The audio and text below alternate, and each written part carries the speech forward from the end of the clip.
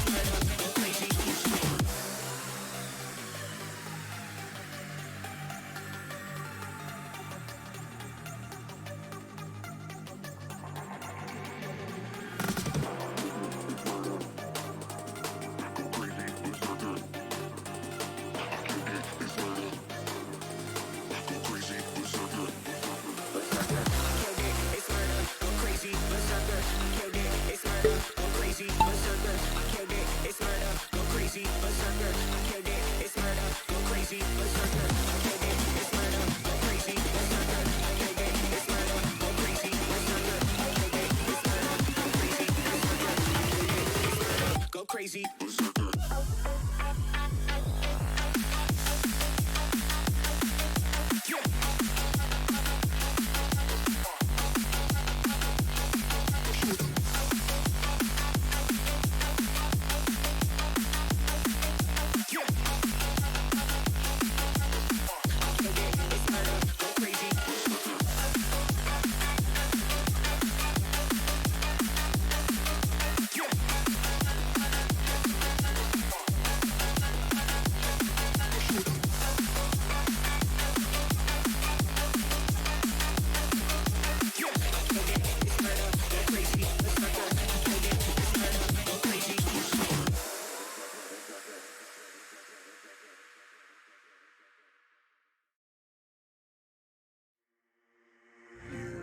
You just walk right out the door.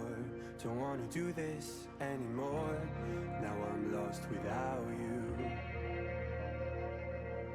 You drive me crazy out my mind. How'd you do this every time? Now I'm lost without you. Used to be the one I talk to when I'm sad. Can't you see now tainted love's all we have? Our issues run so deep. Now when I try to sleep I feel so bad. I should leave and by the time it's done I'll be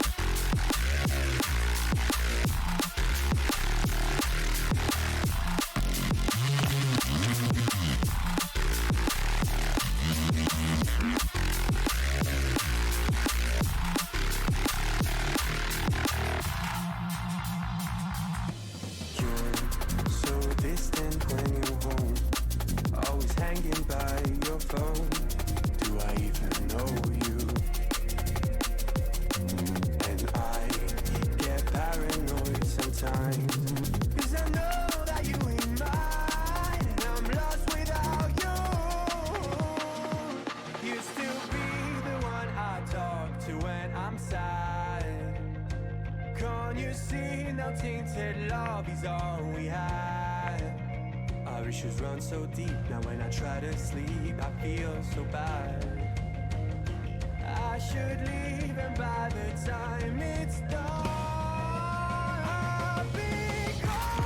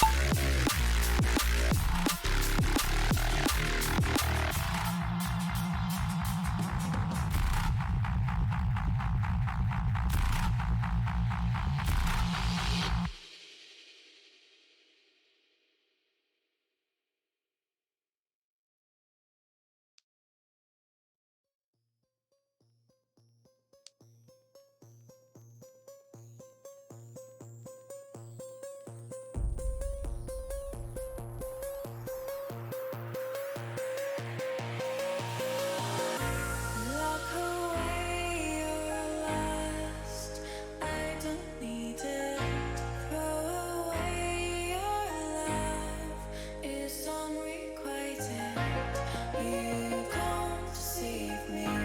I see very small screen. Throw away your love.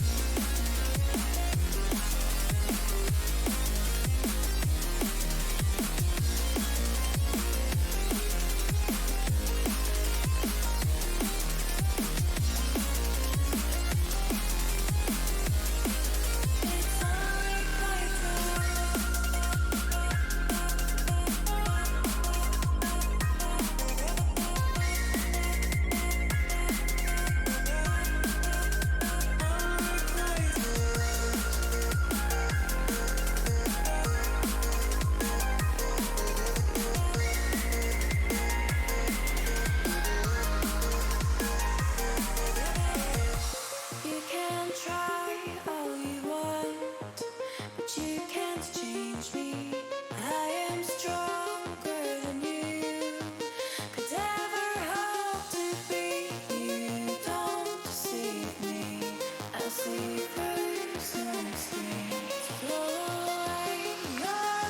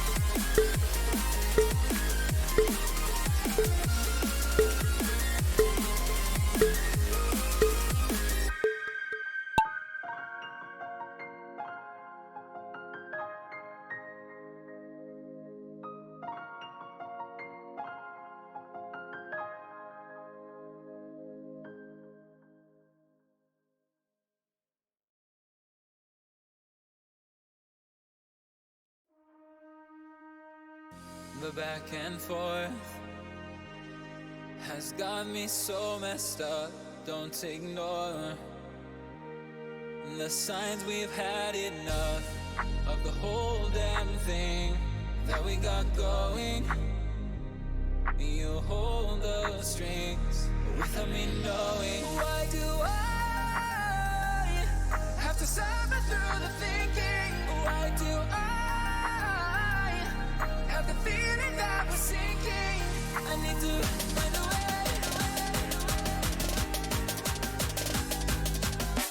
Find a way.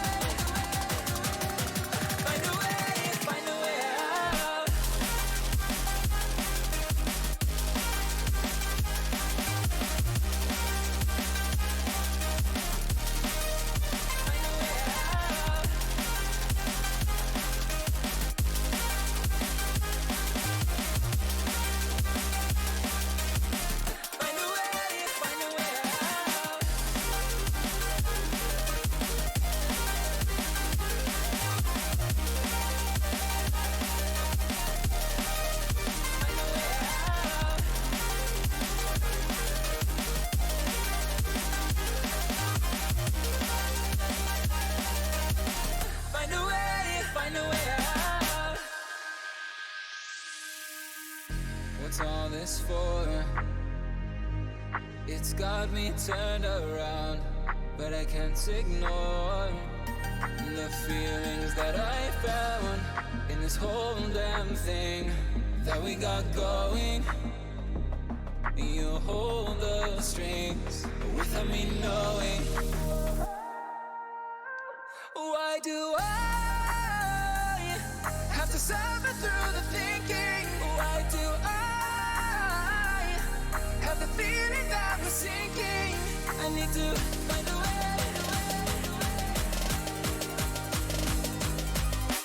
Find a way. Find a way. Find a way out.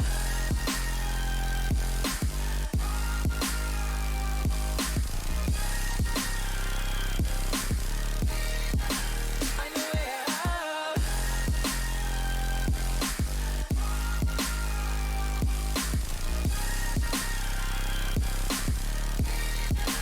Find a way out.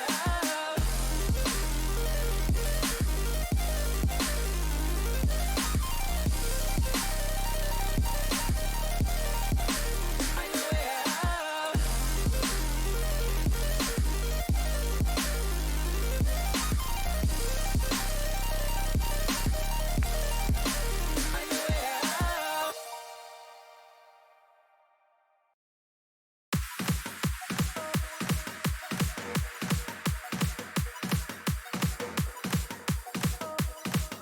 I'll be your superhero.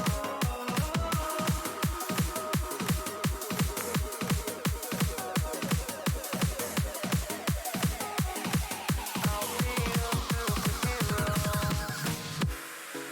I never wanna hold you back. I wanna give you every chance to make it, to make it. I'm afraid if our love collides, you'll leave me alone tonight. 'Cause I'm changing and I'm breaking. Is this over? I'm scared to ask these questions, 'cause I know that you'll reject my love, moving slower, frozen to these pieces without a shoulder to cry on.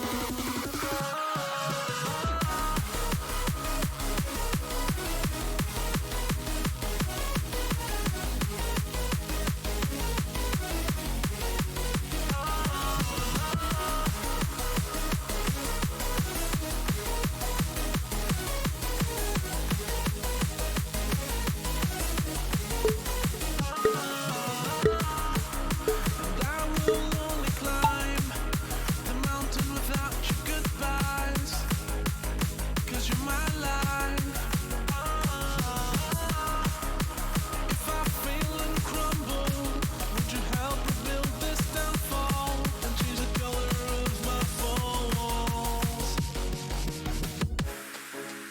never wanna hold you back.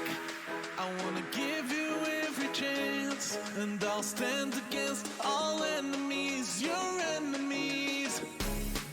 I'm afraid if our love collides, you'll leave me alone tonight. 'Cause I'm changing and I'm breaking, but I'll still be your superhero.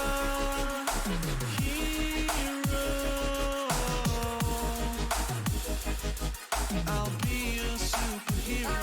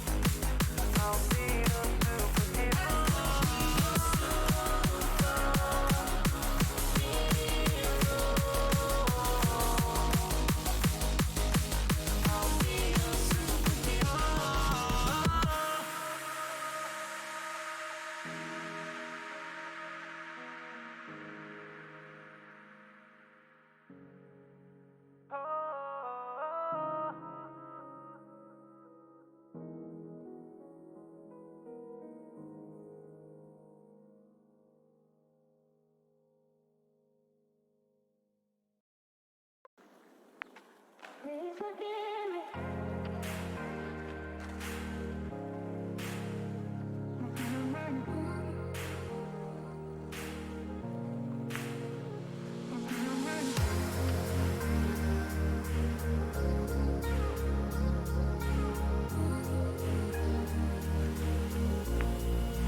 Please forgive me.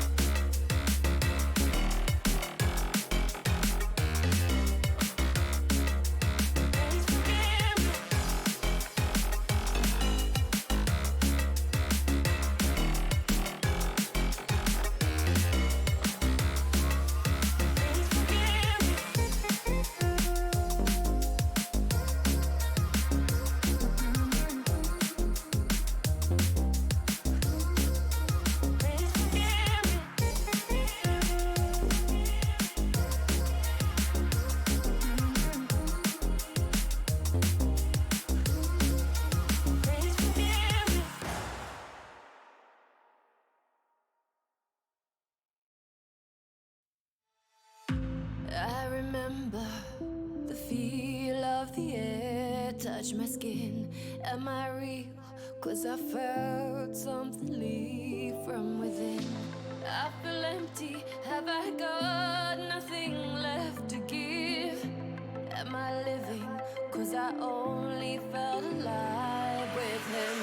I'm driving in the night, the hood down. It's when I feel alive, when no one's around. The darkness deep inside comes to light now. But it's alright, it's alright. I can break no heart if I got none. I won't break apart if I stay on the run. But sometimes in the night I miss the sun. Why did darkness come? I felt my body break, my heart give up. Why did darkness come? I felt the lightning shake me into hell. Why did darkness come? I wanna stay in here where I belong. Why did darkness come? Something keeps waking me up.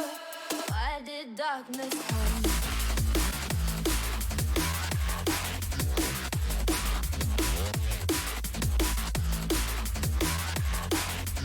Why did darkness come?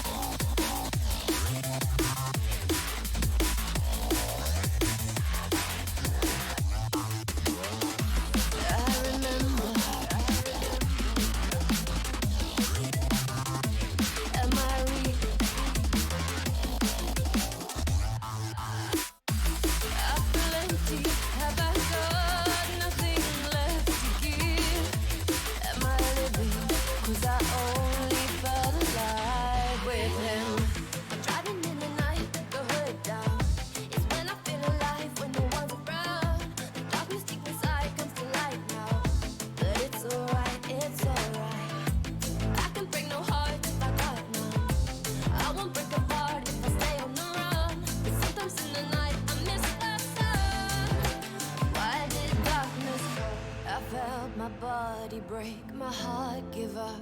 Why did darkness come? I felt the lightning shake me into hell. Why did darkness come? I wanna stay in here where I belong. Why did darkness come? Something keeps waking me up. Nothing left to give. When we break apart, the darkness with him.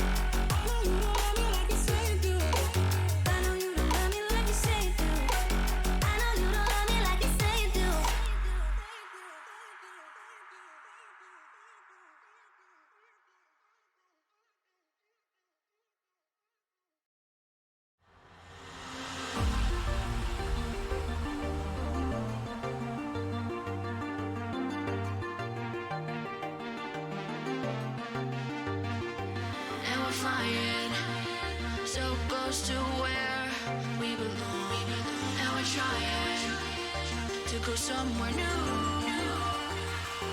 And I try to crack this iceberg open till it shatters through the ocean. I wanna make shockwaves. I wanna make shockwaves with you. Gonna move the ocean current till the waves flood what's been burning. I wanna make shockwaves. I wanna make shockwaves with you. And I know I'm only getting higher till it feels like I can walk through fire. And I know I'm only getting higher till it feels like I can walk through fire.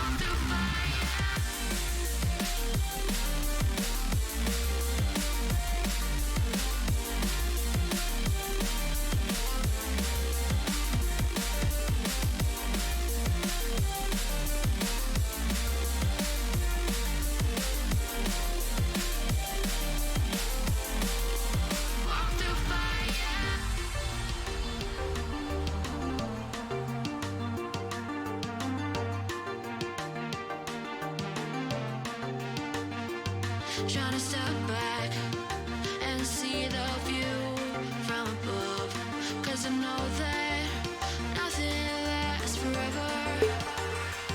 And I try to crack this iceberg open till it shatters through the ocean. I wanna make shockwaves.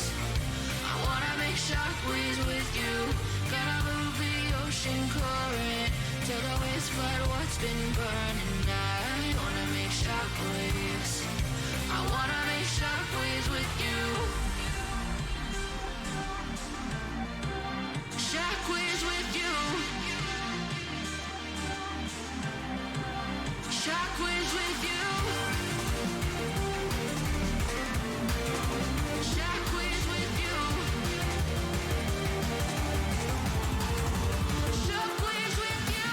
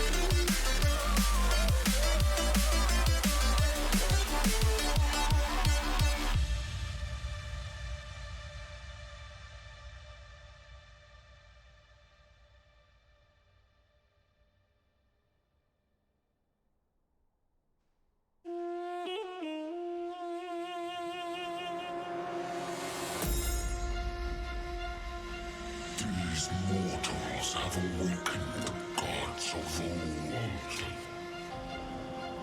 We rise from our slumber to reveal our true power. Focus fire.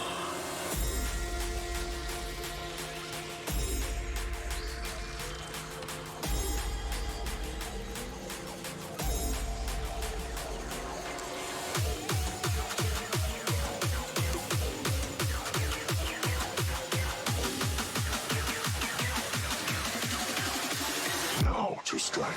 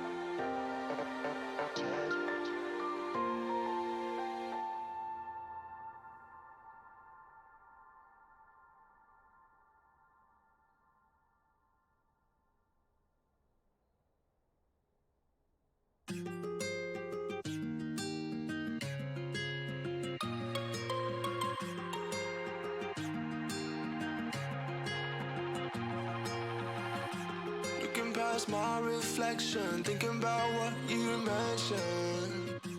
You were supposed to be the one to take every last pain away. Nothing on our loving, maybe time told us that we were different.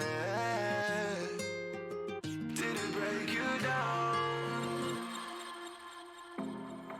Staring at the ceiling, fighting off a feeling. One more minute, 'cause I just don't wanna come down. Don't wanna go back to how I used to be.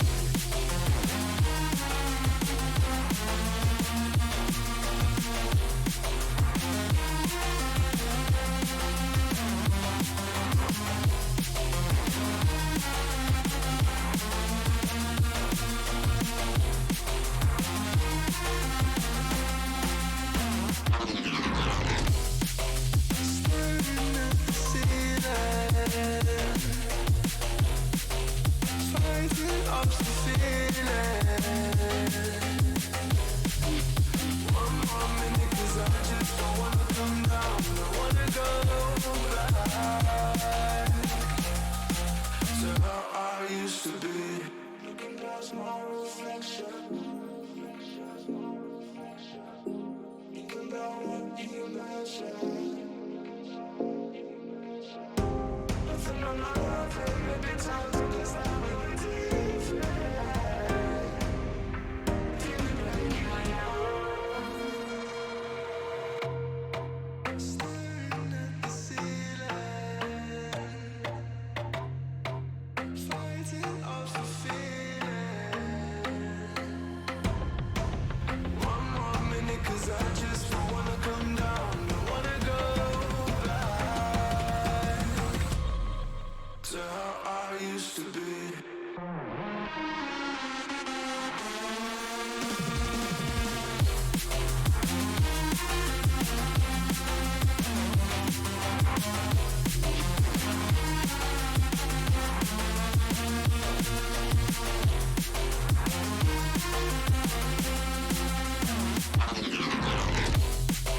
Staring at the ceiling,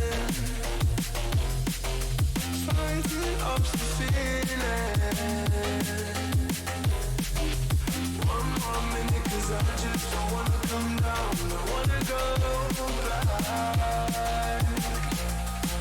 to how I used to be.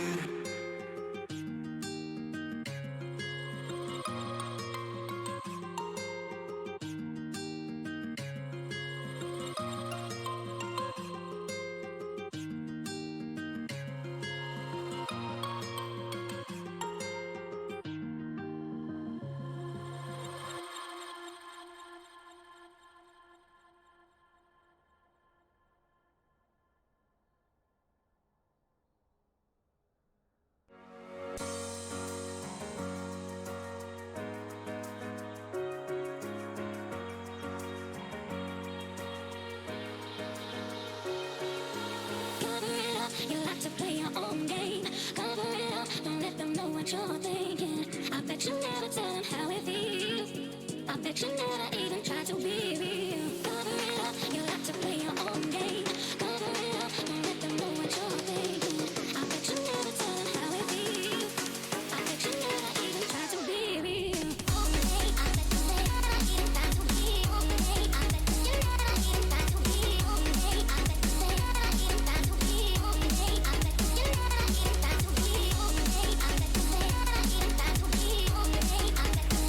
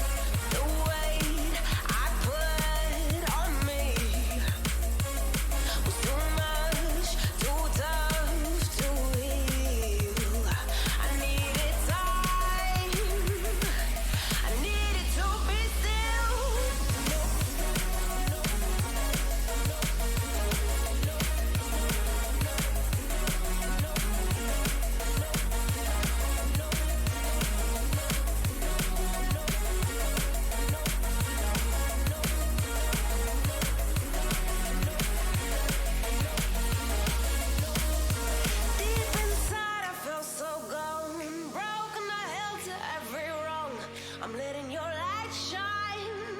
I'm letting your love work through me.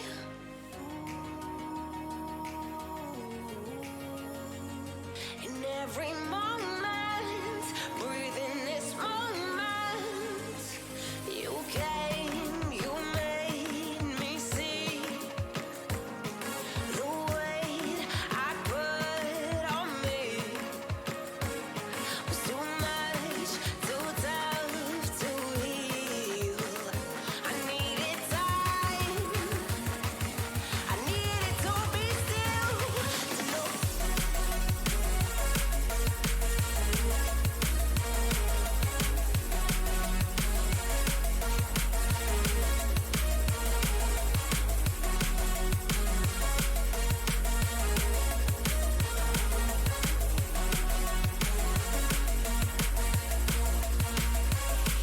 You came, you made me see the weight I put on me was too much, too tough to heal. I needed time, I needed to be still.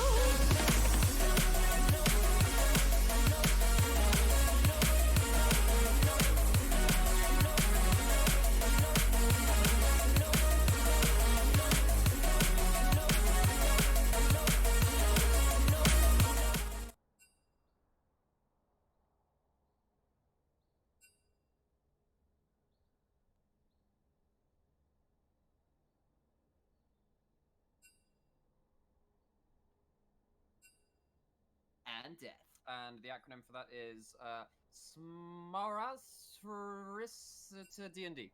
That's pretty accurate, yeah. So, for those of you who joined us last week, we covered a couple of the best of one matches going into the early stages of the upper bracket. And now we have ourselves into the best of 3 stage, which means that we get to see a little bit more adaptation, a little bit more strategy. Now we're going to be starting off with Lightbringer versus Hexcore. We covered both of these teams in one of their respective games last week. I think I might want to introduce ourselves. I forgot to say my name. Oh, okay, go on. I'm Batwayne. And I am Bruce Man. Ah, that's a lie, isn't it? Yes, it is a lie. I am Alex Nightmare Hapgood, and I am joined, of course, as ever, by my veritable brother, Sam Initialize Hapgood. You can find us on Twitter and all the other stuff. You can ping us in the Discord and flame us for being bad casters. That's not true. We're actually quite good casters. We're great. We're the best. That's true. Yeah, we're yeah. the best. Yeah, This is luxury. Get used to it. Doa, Monty, you can step aside. LS, Atlas, the rest of you. Those LCK kings of League of Legends casting. We are the best knockoff Medivac. Yeah, that's it. The best. But we're actually brothers, where they're sort of like, not. No, they're not. They're trying. They They're are trying. fake brothers. Fake Fake news. brothers. That's it. Fake news. But yeah, anyway, so last week we covered Lightbringer versus Mortal Reminder and Hexcore versus Bloodthirster. They both looked pretty good in their games. I'm looking forward to this best of 3. So just to let you know, Lightbringer have side choice in the first game. They have chosen blue side. In the games going forward, the loser gets to choose their side, which means that if it goes to 3 games, it will go back to Lightbringer as their side choice. Whoever, it will go back to the first team with the side choice or whatever. Actually, that's not how it works at all. I'm completely wrong. That's fine. Yeah, loser gets side choice, but in the first game it is Lightbringer choosing the blue side. We're getting into picks and bans now, and the first ban is going to be a Lee Sin. Yeah, and of course, blue side it is Lightbringer. We've been over, and that means it'll be Poro Demon, Ice Arrow, O2C Franklin, C7, and Mr. Browmish on that side. And the other side, it is Hexcore taking up the red banner today. It is Trolulu, Lil Cloud, Wavy Lad, Dormin with the whole capture code name, and Kraden. I'm looking forward to it. As we said, the Lee Sin ban has already come through, but it's joined by a Lucian ban from Lightbringer. And for the side of Hexcore, they've gone towards the Set and the Wukong. And of course, now rounded up by Lightbringer for their final ban, it's the Zillion pick that's been kind of turning up a little bit more around the pro scene. It has been. I think that a lot of teams have shown how it works in so many different combos. Just controlling and being this battle mage in a team fight allows you to reset, control all the areas, and of course protect your carry if you only have one significant threat in your team as well. A lot of brawlers in the meta means that if you've got something like a Zyre and a Phalios or someone else who really needs to stay alive as the only real source of consistent damage, Zillion does so much work to do that. It's going to be a Vi first pick. That is very different. It is. Do you think Groovy Zillion's part of the BGs? Maybe he was. Maybe he's staying passing alive. from. That's what he's doing. That's where I was going with that. I've killed him already. All right, well, Vi is the first. You pick. haven't killed me. I've got He's got got back to Cillian. life. Yes, Cillian Cillian did. The BG song stays strong. Vi is first pick awful. we thought it was actually quite good. Come on, man. I've actually worked on a stream before where we had a pun counter. Really? This would be one. This That would be that one. would be Like, one. we got in there, but as the first pick was coming through, I'm pretty proud of that. Okay, Ezreal has been picked up here for Dorman, who has looked really imperious on that pick. So He has. They all played- puns aside, he's They very did. good. So the game that we covered, they played Ezreal center bot lane. They absolutely ran over a Yasuo Lulu, got 17 kills between them. Huge amounts of gold, huge amounts of damage. We'll see if they pick up something similar to that going into this game. And Nunu, I believe, was also played in that game. Was it now? I am trying to remember if it was. I seem to remember there being a Nunu. I will trust you on this. I'm not entirely sure, but either way. Okay, well, yeah. Either way, there is a Nunu picked, and it's into a Vi, which will be interesting. And of course, with Vi's assault and battery, she tends to turn up on targets and not get dissuaded by things as paltry as arcane shifts. So could be a way to get on top of Dormin, who has been really good on that pick so far. Caitlyn now picked up Okay, for Lightbringer. right. So Caitlyn can bully out Ezreal a little bit if the wave is good. However, Ezreal is pretty good against the longer ranged. Mystic Shot's an ability. Yeah, Mr. Shot has an ability, right? It means that most of Ezreal's laning phases are actually a skill matchup. It does depend on the support matchup in a lot of ways. Pike being hovered, it is going to be locked in. Caitlyn Pike, if you ever end up on a trap, you die. What a surprise. Yep, that's it. Death from below, death by cupcake. It's an interesting mix of things. But don't turn up on Pike's list is the basic way to do it. Don't turn up on a wanted poster either, as thinking about a Blitzcrank to join the Ezreal. I'll just That's think about it, yeah, locking it in. it is locked in, and that, of course, when we've seen how good that bot lane can be from Hexcore, going for a bit of aggressive pick could be quite powerful, especially when someone like a Pike is fairly squishy, even if he has Yeah. got some escape options between a deep water dive and a Phantom Undertow. That being said, Pike is one of the champions which gets away from Blitzcrank. Okay, you can blow him up into the mid and late game. One hook into whatever. But then, of course, Pike has his W and his E, which means he has a lot of mobility options either way. So, yeah, not necessarily what we say meta power picks coming out of either team. So I'm assuming this is a lot of comfort coming Looking out. like it.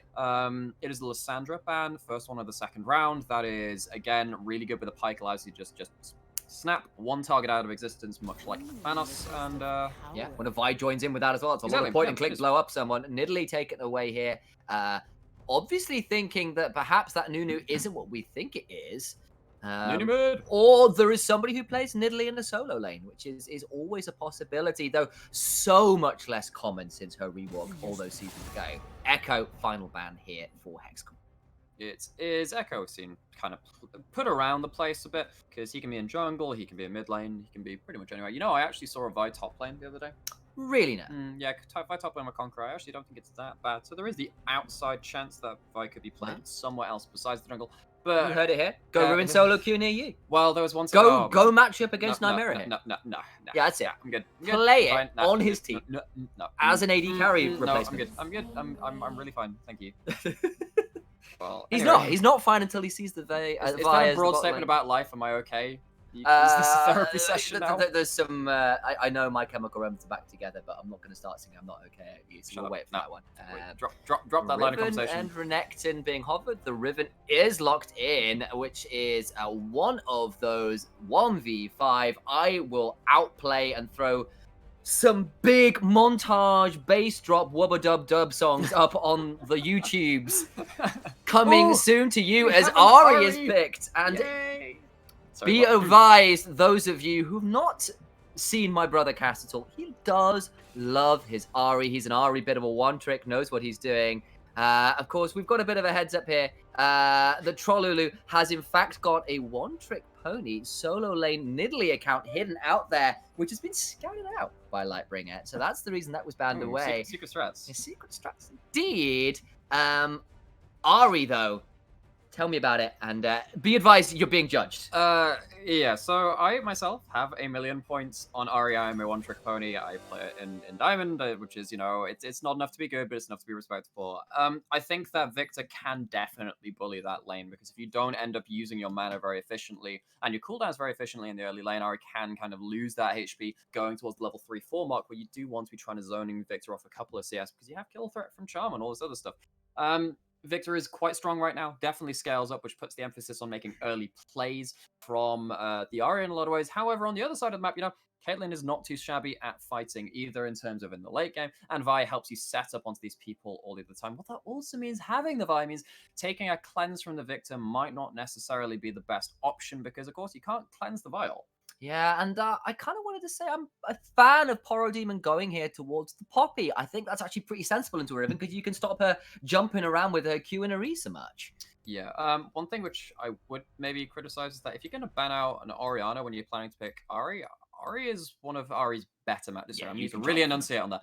Orianna is one of the better matchups for Ari because you Ori do have versus that. Ari, I don't want to think about that. Yeah, it's awful. It's pretty bad. So yeah, we have the full team comps coming in. Another of these matchups we obviously need to touch on is the Poppy versus Riven. With the steadfast presence, the W of Poppy being able to stop dashes and then ground a champion means that if Riven uses either the Q or the E inside that W, means that you don't get to use either of those abilities for the next couple of seconds as you are grounded, which means that Poppy can trade very heavily onto you. So I'll be looking to see if Poro Demon can bring that matchup to bear against Trolley's Riven. For sure. And it's going to be interesting because it is that heavy pick on the side of like who've got a Poppy to throw people out if they do come in. It is, on the other hand, not exactly a small amount of pick either between the Blitzcrank, of course, who just does that innately. And then, Riven will be looking for those 1v1 outplays or potentially the big teleport flanks. It's always a touch risky with Riven. Yeah, I am a little bit afraid for Wavy Lad because it's not just the Ari you need to be worried about. It is the Ari, the Vi, and the Pike. So those level 6 hits. Well, so if you just either Q into ult or flash ult with the Vi onto the Victor and just lock him up, there will be 2 other champions which can reach him at the end of that, even if he flashes away and puts the grab field down, all this other stuff, and then apply some damage. So I think that this Victor will find it quite hard until maybe you buy something like a Zhonya's. But then Zhonya's is notoriously bad versus Caitlyn because you Zhonya's the vial, then a trap is under you. And I know, you die. Yeah, and I know I will be keeping massive eye on what vision control ends up being like because vision Exactly, control for a Blitzcrank is so massive. And also for this Victor, you've been talking about, if he steps forward too far in lane and there is a Pike, an Ari, a Vi waiting for him in a bush that he cannot see, and he takes any of their CC, he is done. Yeah, but that also works for the Ezreal and the Riven. The Nunu might be able to survive long enough for the rest of the team to kind of collapse onto their position. So we're just in the middle of the spectator lane. We'll have to load in as well. We'll just we've got a little bit more time to talk shop and catch up and enjoy ourselves. Yeah, what are we going to catch up about? Actually, not much. We do live together. Yeah, it's true. Self-isolation hasn't actually isolated me from me. No, absolutely. How the hell's this worked out? That's the worst thing ever. I know, right? Oh man, finding some peace and quiet. Damn, I've got a brother here. Yeah, that's the worst thing. You think you're feeling bad? I actually asked the players if they had any messages they wanted to read out on screen before, and they've been telling me some wonderful stuff. They have. Legend says, Cradden says, anyone subbing to VL donating £10 will get a Valorant drop. I'm dropping £20 now. My whole student finance is going on. Going out alone. Valorant drop. It's gone. That's Valorant it. drop. Yeah, that's it. So you heard it, guys. Drop that £10 donation. Valorant drop is coming your way. Okay, no. Actually, just like Cradden is the one who's responsible. Cradden is the one who's responsible. Disclaimer: don't do that. Don't do that. Don't do that. Or if you do, pay pallet to myself on my mirror. Yeah, feed your casters. Feed your casters. Feed your casters. That's it. We can't get fed in game because we're not playing. We need to be fed somehow else. Yeah. Well, you saw the Uber Eats attempt from Santorian in Game 4 last night with the TSM one. True, we did. Do you think Nunu will be attempting to outpace and surpass the Metal Gear of Santorin? I mean, there is such thing as the Inting. So you could go for that mid lane rundown. It is the biggest snowball ever. Is it the biggest int ever? So Nunu is taking Aftershock. It's not Predator, so it won't be the super hype like the turbo int. Yeah, Which you can do. That is pretty impressive. Ghost Predator Nunu does do a lot of stuff. So anyway, I prefer Ghost Cleanse just for like the improved memes. Something like that. Okay, so we are loading in. We are game. indeed. So I'm gonna ask our other observer, Travis, who is currently sat in our chat as well. Just when we get loaded into game stuff, just hammer the plus button until we're all up to date, and hopefully we won't be out of sync. But if we are, shout it in our ears because we won't know any different because we're too busy talking about stuff. Yeah. So as far as we know, we're right now. As far as we know, we are in there. And Riven says insecure top because they have picked Poppy, which is one of those notorious somewhat counter matchups into the Riven. It's hard to win that 1v1 as a Riven, as we were saying, because of the ground mechanic on the Steadfast is present. And of course, Poppy just has a lot of base damage. And we're looking at some 5-man stacks on this bot side for both teams. We're looking at what looks to be this very distinctive bot side invade where you come in on the angle that they are, to avoid being spotted coming into this bot lane bush. They're not going to find anything, but they're going to continue walking in here, going to go try and find their way around the Krug camp. They pinged out where they think people are going to be. They're right, but for now, no one is spotted. No one is spotted, and Hexcore are making their way quietly back to their side of the map. What this means is that 0 level... Wait, they're going to go for the hook over the wall. They Is it are. going to land? Let's find out. Oh, it's too late. The right idea. Swing 10 and a miss. seconds too late. That was the epitome of ships passing in the night. No one the wiser, although the hook was of course seen going across the wall, so they know that at least the Blitzcrank was on the lower side of the map. So level 1 amounts to nothing but some spent mana for Kraden, who again says that drop money on this stream and you'll get a Valorant drop, which is completely untrue. It's fake news. Yeah, and we've seen some drama coming out from the teams already. We're seeing Trollu saying insecure top with the poppy. We've seen a response saying Lightbringer saying Ryan says that the Riven is actually just really bad. Just saying you're they've really actually bad. got a ward onto the pipe. Oh, never mind. No. All right, enough drama. The only drama here is Bramsh getting caught out. Oh, the flash! No! Torment's gonna be fed first blood here, and that is about as. The int doesn't get much stronger than that. Oh, Bramsh has failed the vibe check and failed the capture code. Yeah, as Dormin well. capture coded him. Dorma, he's found out he's a bot. He's just ended up getting giving over the money which he held in his pockets there. It's all. Riven Yeah, I already hate to found see a it. lot of found a triple Q there onto Poppy as well, so she's in a really unhappy spot. At least got corrupting potion. I believe that was a charm landing. It was. Yeah, I took a moment there. I lost it behind the microphone. I should have sat in a better position. Maybe. Your positioning, your casting. Yeah, positioning exactly. was- My positioning, much like on the Rift, is Yeah. beautiful. Can I just say that Arcade Ari is like one of the worst Ari skins? You think? Like, yeah. So no, what's your tier list on Ari? So I think that KDA, Popstar, and Star Guardian and Foxfire are all top tier. Okay. Then you've kind of got like this middling stuff in the bottom. And then I just Arcade Ari is in this weird spot for me where I really like the splash shot, don't really like the model. Okay, I'm with you. Well, what's your thoughts on? Oh, here we go. Go another engage in the mid lane, but cool.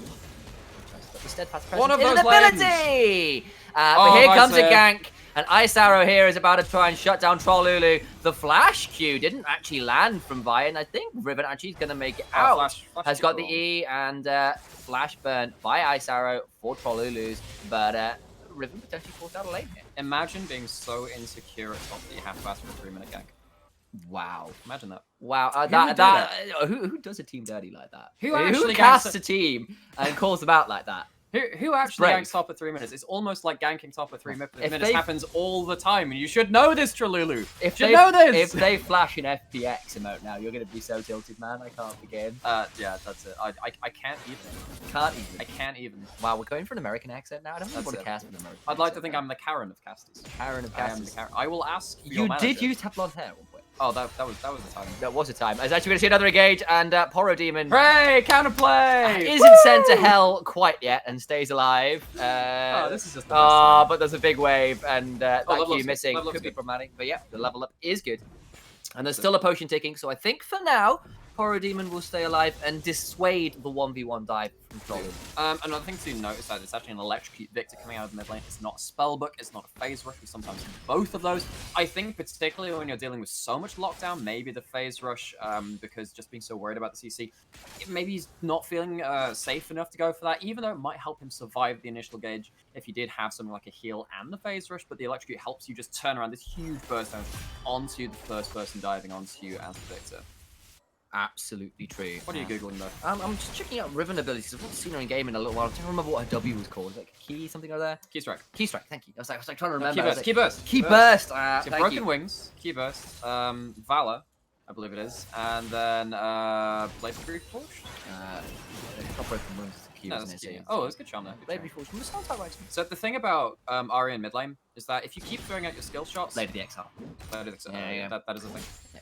So one of my problems with Ari in general in the mid lane is that, particularly against matchups with shields and stuff, if you trade into a shield, your trades just become very mana inefficient. You see right now, actually both of these lanes use most of their pots, and they're not really low HP, but they're also really low mana. So there's really no kill threat. And if there's no kill threat, Victor tends to benefit because he wants to stay in lane long enough. Oh, we're gonna ignore that. Biggest snowball ever! Little Cloud hasn't got a very little snowball, but Wait, there Vi is an is here, alcove Vi is here. Vi is here! The turnaround is huge. Little Cloud takes most of the HP and goes straight down. C7 picks that one up. But here is Pyke, gets another hook over the wall. Crowden's flashing away, but I don't think he's got anywhere to go. Stunned in place. Here is Ice Arrow trying to get a second kill here onto, not the Caitlyn, it is the Pyke who picks that one up, but Dormin does stay alive. A great gank in the bot side. Hey, next level plays from the jungler, Lightbringer there. Ice Arrow is coming in for the counter gank in the alcove. We finally had an alcove play. Legends tell of such a thing. Steadfast Presence comes in. Riven, you're not looking particularly helpful there. There's the key burst. Not quite enough. Actually, the Keeper's Verdict was going to try and come in and get the kill. Not quite going to flash it. Flash forward does pick it up. Insecure, but does get the kill. And at the end of the day, it is the kills in the game which matters. If it's not about the 1v1 all the time, it's about giving your team the best chance of succeeding, and the Poppy is doing just that right now in the top lane. Yeah, and you can hear Pentakill singing somewhere in the past track as Porodemon tries to take down the Dark Regime of Little Cloud and is currently failing, not the Lightbringer this time around. Oh, that is just... Wait, with There's the a shield. heroic charge, maybe? Thinking about it. No, it does get away. Demon actually playing this lane really well so far. Actually, Corrupting Potion taking up and giving that extra HP to, have the turnaround was pretty important there. I'm also going to say this right now. I think that actually Franklin and Flanklin should try and reset earlier right now because, like I was saying, there is just no kill pressure in this Ari lane right now. Has the 10 CS lead, that's going well. But when you've hit level 6, when you don't have the extra AP, you're probably not going to register a kill and put this Victor down in the early game, which you do kind of want to do. Oh, it has actually just reset right now. Got the last chapter. Yeah, and that's a pretty decent point, actually. A little bit of power, a little bit of regen, and a good R at some point. One of those could be pretty powerful. Yeah, absolutely. Yeah, and I think going back, getting some extra AP, I would have actually really liked the Dark Seal instead of the boots if you could have afforded that. Because, being able to, have that extra AP for the first all-in tends to help you, particularly when you're going the Electrocute build as well. You're not going for something like the Glacial Augment. It's a bit more utility-based and team-based. Of course, we don't care about our teams here. Riven's going in. This is going to be the salty run back. Hammer Shock goes down. Heroic Charge comes out. Trollu is trying to do the best. Has got the Conqueror stacks. He's going to try and find something to do. Of course, can think about going for the Qs now. Go forward for that key burst. But it's not going all that well. There's the stun. Now got a bit more healing coming through. And the health bar drain is going to work. The shield is massive. Has to flash away. Trollulu may have a divine skin on, but the play is anything but. Heroic Charge comes through. Trying to find the one. Oh, the so Broken close. Wings missed. No, actually, sorry, the Windblade missed. The Windblade, I believe, was out. It did actually register. But at the very end, it was the Steadfast Presence queuing into it, which ended up getting the kill. The Ezreal is coming, though. Maybe on target. Where's it going? Where's it going? It's not going to hit. Okay, right. Well, worth a try, actually. Worth a try, because, would have given the assist over to the Riven, which would have helped in the 1v1. Big thing coming into that trade is the Barmy Cinder was, of course, built up by the Poppy. It does mean you have a lot of that more extended damage, not just with the grass pots and all of your base damage. Pyke is coming in bot lane here, but the wave is at tower. Actually, bot lane after that counter gank has been relatively quiet. Yeah, Bone Skill did miss there, which is something. Mid lane continues to be a bit of a farm fest, but it's now growing up to about a 15 CS lead for this Ahri. But all the same, this Victor is kind of happy to be taking a slight CS. Not the best thing ever, but, hasn't died, is kind of free farming, relatively speaking. Has, of course, burned that cleanse, as you just said, which suggests a charm did land at some point. Yeah, maybe that felt a little bit underthreat from the charm landing. Obviously, one thing to note, if you do cleanse an Ahri charm, it cleanses the CC, not the damage amp that goes with it. So you still take the full damage of that. So that's why a lot of people do tend to take either an exhaust, a heal, or a barrier. He's back. Little Cloud. Bronskill has gone forward, thinking about it. Yeah, there is nothing here. Oh, they've gone forwards. There's the Blitzcrank going. Gonna flash forward to make sure that Pyke is still in vision. Burnt the heal, though, and can't quite finish up the kill. And that means flash burn for Little Cloud out of just the heal. Caitlyn's a top lane fight. Continues. Trollulu gonna have to troll his way into this bush, but there comes the Assault and Battery, and Porodemon is on a killing spree. That was well timed there. Tried to see if they could get away without using the Viol, but actually Little Cloud is still looking there. Yeah, they pull him out of it, though, and here comes the ultimate. That's a massive attempt with that Death Below. Doesn't quite find it, but Mr. Brams picks up the kill last anyway in a 1v3. Flashing forward is C7. Gonna try and pick this up. Gonna try and chase Dormin. Flashing away towards this bush. Crowning gets the kill. And the 2v2 outplay there. What was 3v2 with the It was, yeah. So it ended up being a 1-for-2. Dorman picking up both of those kills, and when you are on one of these, time-dependent champions with a tier and the rest of it, it does mean that, it gets you closer to your Muramana, to your Triforce, when you do have these huge power spikes coming in, and it will mean they will have something to fight around in this early game. We see a Herald go down to the side of Ice Arrows on the Vibe. Here comes the snowball! I'm going to try and find if Poro is already down to about half HP. Conqueror now stacked for Trollulu. Going to try and turn and shut down this. But here comes the Keeper's Verdict. Throws that out onto the Nunu and gets a fairly big heal. But actually looking at Trollulu, continue to go forward. Poro trying to stay alive. Has got the shield back up. I apologize. Of course he does. And is managing to make his way under the tower. There's the Keeper. As it gets the 1v2 outplay again. Trollulu just can't catch a break. And this is definitely the rhythm which is like on your team in solo queue. Yeah. Really not going so well for Trollulu this game. A lot of unfortunate moments. Some of them forced there, some of them maybe a little bit unforced there. But it's definitely Porodimi coming up pretty huge thus far in this top lane matchup. Might have chosen it for the 1v1, but it is coming up pretty huge, like I was saying. It's good with a fairly significant gold advantage right now, about 1.5k. Largely, I suspect, on that Poppy and Ari. Yeah, and actually there is a 1.5 advantage on the Poppy alone. Ooh. There's a 500 gold lead for the Ezreal, kind of mitigating some of that, and then, somewhat of a similar lead for Ari in the mid lane. But like you were saying, for me, it's more about the item breakpoints. Eventually this Ezreal is going to get to that 2-item spike. Eventually Victor's going to get to the perfect hex score. But, on the other side, when we do have, the Infinity Edge or the Storm Razor built up from Caitlyn, you could see a lot more picks coming out from that as well. One auto attack into a slow could get you picked off in this game. Yeah, and while Riven is still yet to get to a full black cleaver, we're looking at Poppy here with a Chain Vest and a Balmy Cinder. And this Riven's going to find it increasingly difficult to actually do anything about this Poppy. Yeah, I think this Poppy, this 1v1 is more about just standing at tower and farming now for the Riven, looking for a team fight flank with your teleport, try and get on top of the Ari, who won't be building much. Oh, Ultimate's committed. But Wavy's got no mana, going to struggle to find anything out, and they just flash for it. Stakes that kill, does Franklin gratefully as Ice Arrow finds his way out. And they're going to summon the Rift Herald here in the mid lane, and first tower being threatened here by the blue squad. Dormin trying to go into the bot side, and it is going to go straight down, you imagine. But will they get the place? Will they get the place? Okay, Vi got the place. As did Bramsh. Yeah, they were in range when that Rift Herald was summoned. Do get that extended range for the plates. Going to transition over towards the Mountain Drake here. Already picked up the first Ocean Drake while all of this craziness was going on. And that means second Drake being threatened alongside this first turret not quite taken. Dormin does a lot of damage, but C7 is here. Biggest snowball ever, though. Could be problematic. 3v4, but health bar fantastic. Little Cloud takes a massive chunk and goes straight down to Mr. Bramsh, who's going forward, forces the flash out of Crash. But here comes the unstoppable Vi. Assault and battery and death from below means it's a double for the Pike.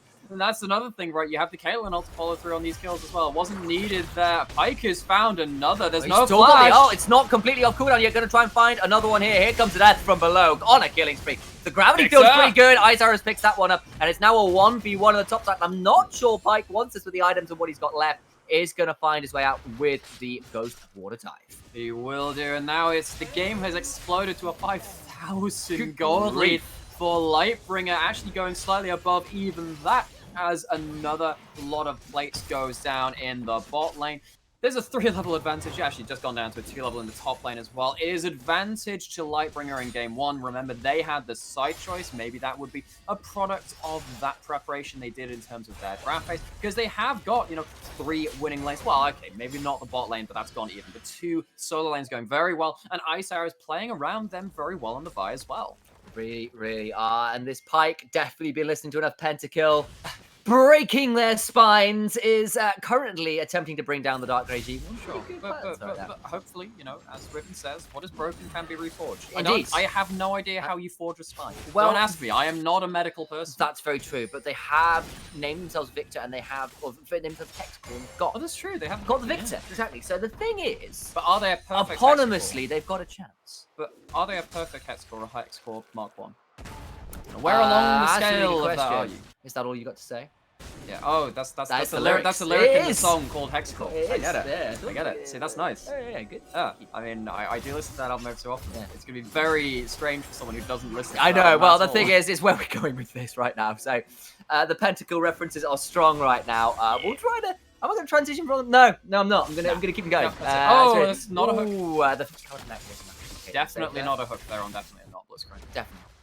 Oh, Pike's but Mr. Bramsh is here, and he is apparently a T-Rex as well as Pike. And I remember this. I was like, oh, T-Rex is doing stuff in the bot lane. Like, no, it's just a fan tag. It's just a fan tag, and Trollulu and Porodimi continuing to trade. That's a decent Phantom Hunter to get the stun onto Kraden, but here comes the Riven trying to find the turnaround. C7 gets the kill anyway, and now Ice Arrows in a 1v2 gets the Assault and Battery knock-up, and the fight. I'm not sure how that. Oh, the mystic shot. The Red buff too. red buff is pretty big, but it's an 80 carry difference because the ace in the hole there.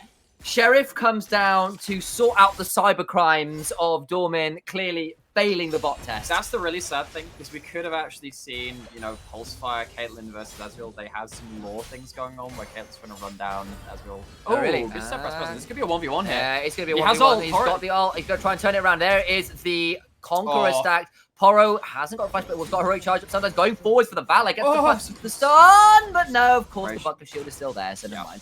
5-0 to 0-5. You can definitely tell who's winning the 1v1. Maybe they'll have to tussle it out in around the Baron pit. Tussle it out around the Baron pit. Maybe do Mundo Ball. Maybe that's where you can get your own back in that 1v1. It's not going so well for Hexcore. But of course, we will have another game after this at minimum, you know, because it is a best of 3. Hopefully we'll see some adaptation coming out for some of these laning things. Laning decisions, rather. Laning things. What's going on with that in the next game. Because to be honest, I'm looking at this and thinking, maybe it's game over with 4 kills on this Caitlyn, 5 kills on the Poppy. Yeah, indeed. And we've got just over a minute until this Cloud Drake comes up. And that'll be another point of pressure. And of course, that means Cloud Soul is what will be available on the Rift, should someone pick up all 4 of those Drakes quick. But until that point, we're going to see a little bit of a slowdown while we look at Lightbringer start up the Rift Herald. I doubt Hexcore wants to think about testing. I don't think they can. You can't walk into an area controlled by Caitlyn traps. You need to be able to get onto so many members at this point. The Pike has an Umbral Glaive, an extra Dirk, and a Longsword in inventory. And of course, you've got all the makings of a Triforce on the Vi too, which means there's just so much burst, even on the secondary members of Lightbringer in these fights around this point of the game. All right. So, Hexcore, what are your options right now? Riven does have a Black Cleaver, that's something. We're looking at an Ezreal that's got 4 kills, that's something. We're looking at a Victor that's done okay at getting to his, I believe that's perfect Hexcore. Yes, it is. So, has, you know, has survived thus far. He's down 30 CS, and that's not fantastic. But, you know, it's at a point where team fighting is a possibility. Maybe those 2 carries can do something. But they've still got to deal with this ridiculously strong Poppy. And you're right, the ult was forced from Poppy, but not from Poppy, from Ahri. But Poppy is now in a 1v4 and may have to not flash because she doesn't have one and is going to try and keep his verdict to nothing. Finds the wall bang, but I think she's just going to die here. Hasn't got a lot available, but no, the rest of Lightbringer are here. And that's a big ult. The Sub-Zero isn't enough, though. Pike gets that kill. It's a 1 for 1 so far. Chaos Storm is huge. We talked about it. It's now a 2 for 1, but it's a 2 for 2 now, I think, as that kill went out. Dormin has to find his way out with the flash. And not badly fought by Hexcore, considering their disadvantage. Dormin does well to pick up another kill, and Wavy going to be a recipient there as well. Good stuff on the whole. You know what? That's the sad thing about that, is that's probably the best fight you're going to get. And that, you know, that is the way you get into the game because, you know, you get some of this gold off of, you know, I think the Pike had a shutdown there. I'm actually not entirely sure about that. I didn't see exactly what came down in terms of gold values. Caitlyn didn't start there on that fight as well. Oh, boy, that's going to sting. Oh, he gets the kill with Stormrazor. Stormrazor and the AD. So the difference between building, you know, Infedge into a Zeal item is that when you go Stormrazor into the AD components of Infedge, you just have that much more execute damage on your ultimate. You really, really do, and does get on top of Dormin there, and that's going to be a consistent problem. We kind of call it, right? They have so many ways to execute a single target, and potentially keep snowballing it behind. Yeah, absolutely do, yeah. And that is just a massive deal when a Victor and an Ezreal, and when an Ezreal can't stay safe, that tells you something. It absolutely does. He does have himself a 0 items. And you know who's not safe as well? Blitzcrank. Yeah, it does get the blast down, but it doesn't take him away from people, and that means it'll be another kill over to Bram. This is what you get for lying about Valorant drops. Still don't have one. Yeah, that's right, Brad. You get what you deserve as the Ignite goes down. The cleanse is there, but the Bone Skewer is there to secure another kill. Anybody after some Yakitori? Because that is some freshly skewered victory. Blue team summon the Rift Herald in mid lane. The 1v1 continues to the top side, and Trollulu continues to lose it. He does indeed, and as he's losing that, he's also losing his mid-inner turret here. The 4-man grouped unit of Lightbringer looking to really open up this base so early into the game. It's not even 20 minutes yet. Using the Herald before the Baron can spawn the second one down there. Of course, they got the first one as well. Take out the mid-lane outer turret as well. You really are, and Inhibitor now under threat. It's pretty early on in the game. They're actually just going to back away. Possibly a bit of a risk. LS also contends that if you take the Inhibitor, you're partially trolling at this point because you can never return to it. It's a pretty easy goal. No, but that tends to like think about the fact that you're not playing as a Siege comp. Very true. One Siege and dive options because you have Ari and Pike with their ranged CC. You also have the Poppy you have Poppy, Vi, Pike, Ari who want to dive. You also have Caitlyn with the traps and all this other stuff. There's so many options you have to return to this. And of course, there's a 10,000 gold lead. I was about to say a naughty word there. Oh, fuck! No! Riven! No! Well, that's the 6th death for Trollulu, who is unfortunately living up to the name a little bit there. That's a bit unfortunate, yeah. There is some old school Sauron trolling memes going on right now as the fall from the top lane is continuing. You know, that was Saruman, not Sauron. Did I say? I did say Sauron. You did, yeah. Ah, no. Get good. Yeah, I know. It's an older reference, man. I've not watched that video in a long time for good reason. Kind of gets that hook. Oh, look. Mr. Bramsh is not going to get held up for all that long. Oh, look, you're 10,000 gold down, and you're against a Pike who has every mobility spell in the game. Yeah, and 2 completed AD items and Mobi boots. Yep, he has mobility boots. He has, obviously, when you build AD, he has really high base HP as well, remember? Does he? Yeah, because remember, he has that passive where HP turns into AD for him. Indeed. So it's trying to force people to build tanky assassin, well, so not tanky onto him. It means that he's always going to be an assassin, regardless of the items he built. I remember tank Pike being really not cool. I mean, you can't get tank Pike. You get some resist, but obviously the HP goes to 3AD anyway. Yeah, that's not fun. Yeah. It was not fun. It was not Stone plate. I just don't find Pike fun, if I'm honest. I mean, I like playing him, but playing against Pike as a mid laner particularly, when I'm like, oh, this is a great 1v1. Oh no. Top Ghost Blade and W. Look how fast he goes! Little cloud is here, and I'm just a little black rain cloud hovering under the death from below. Winnie the Pooh is going to be traumatized having seen that little rain cloud get popped. That's for sure. No. Oh, bother. Oh, I have great memories, childhood memories of Winnie the Pooh, and they're just They're being destroyed. Yeah, being destroyed so much. Oh, ultimate committed from Murray, and nothing else. Never mind Winnie the Pooh. That's Vinnie the Pooh. It's the mafia family here, shutting down that little black rain cloud. Yeah, Vinny not playing. Yeah, he's done. He's done. He's not in this game. But yeah, it's worth a dive attempt, I think. Yeah, I can agree with that. I'm going to agree with that myself. There was no cleanse from the Vic to try and use that cooldown disadvantage. Oh, Bonkskew does hit there. It's a charm as well, and all the CC is more than enough to shut down Kraden one more time. The Blitzcrank is being taken apart for spare parts. Beep boop, I'm a fool. Yeah. And that's a dead Victor too. Okay, so Wavy Lad isn't wavy anymore. He's completely flatlined. His heart rate monitor is done. Yeah, it is just continual. Oh, you know, the only reason it makes that sound is when you unplug it. Ah, there. So yeah, TV lies to you. Maybe we'd be thinking about DCing. I think there's an alarm which goes off if it flatlines. Actually, that probably makes a lot more medical sense. Yeah. We were like rather just a random flatline, like the alarm going off saying, "Yo, there's a problem here." Makes a great deal more sense. Important to note also, it is actually a Banshee's Veil built up second by Ari. Yeah, I think actually, I mean, if you're trying to be alpha, maybe not the item to go for, but you know, it gives you the CDR and it also means that everyone else is doing damage in your team already. Oh no! Vice here. The assault and battery continues, and ask questions later because the punching continues from this fight. 1, 3, and 14 has been involved in a lot of these kills thus far. Punch first, ask questions while punching. Indeed, and the punching will continue when the Cloud Soul will be on the rift in under 30 seconds, and that will be a bit of a win condition here for this squad, who really love their ultimate speed ups, honestly. Yeah, it reminds me of that quote, I believe it's Warhammer 40,000 meme quote. It's like, there's quite a lot of those. The beatings will continue until morale improves. Yeah, that's the one. And morale is quite low here, and this is honestly what we see when a Pike game starts getting snowballed. You know, 9 kills on the Pike, having that ultimate. I'm actually going to go have a see how much gold has been earned through that thus far. 1,400 gold. Actually, no, that's 1,400 for both sides of it. So that's 2,800 gold earned from the Pike, days. From all of those kills. That is absolutely absurd. Well, they're over 10,000 gold ahead, and Trollulu about to over find 9,000! a Poppy one more time, and that whole idea has been so bad all game. It's going to be a 1v2. I don't think it's going to be 1v3 or 1v4 because here comes Dormin as well. Maybe Parademon for once has picked up more. The hook misses! The hook misses and there's still an ultimate. Here comes, of course, the ultimate does miss. Parademon's got what? He's out! Go! Step fast press. Here comes the ult now. Finally gets shut down. Dormin picks up that goal. He has got 2 items, but all the while C7 is deciding this inhibitor in the mid lane no longer deserves to live. And he's going to try and take it down. Here comes the Blitzcrank. Hook, though, does miss in the end. And the inhibitor is saved. And that shutdown goal going on to Dormin is actually a fairly big deal for him and Cloud. It's the same as 3 kills. Excessive force. Assault and Battery is going to not be channeled, but the Vault Breaker's there. Oof. Doesn't find it. Shut down for Victor.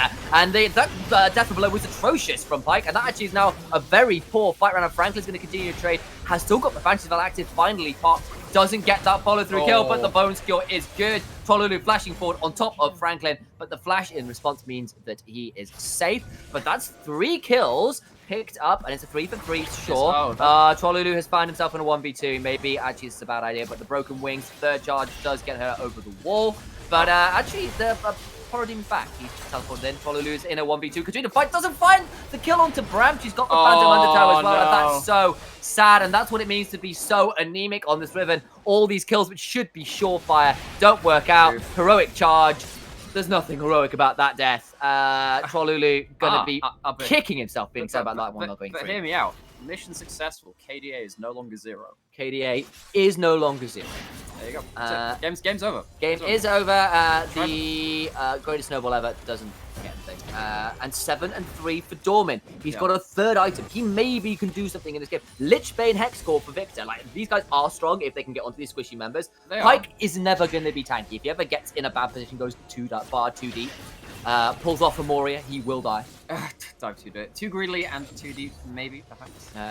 We do have at least a Deadman's plate built up for the Nunu, which means that maybe given the perfect situation and some mispositioning in terms of the lane assignments, like we saw, the Poppy, the raid boss finally going down in that top lane, maybe there will be a window to punish some of these members.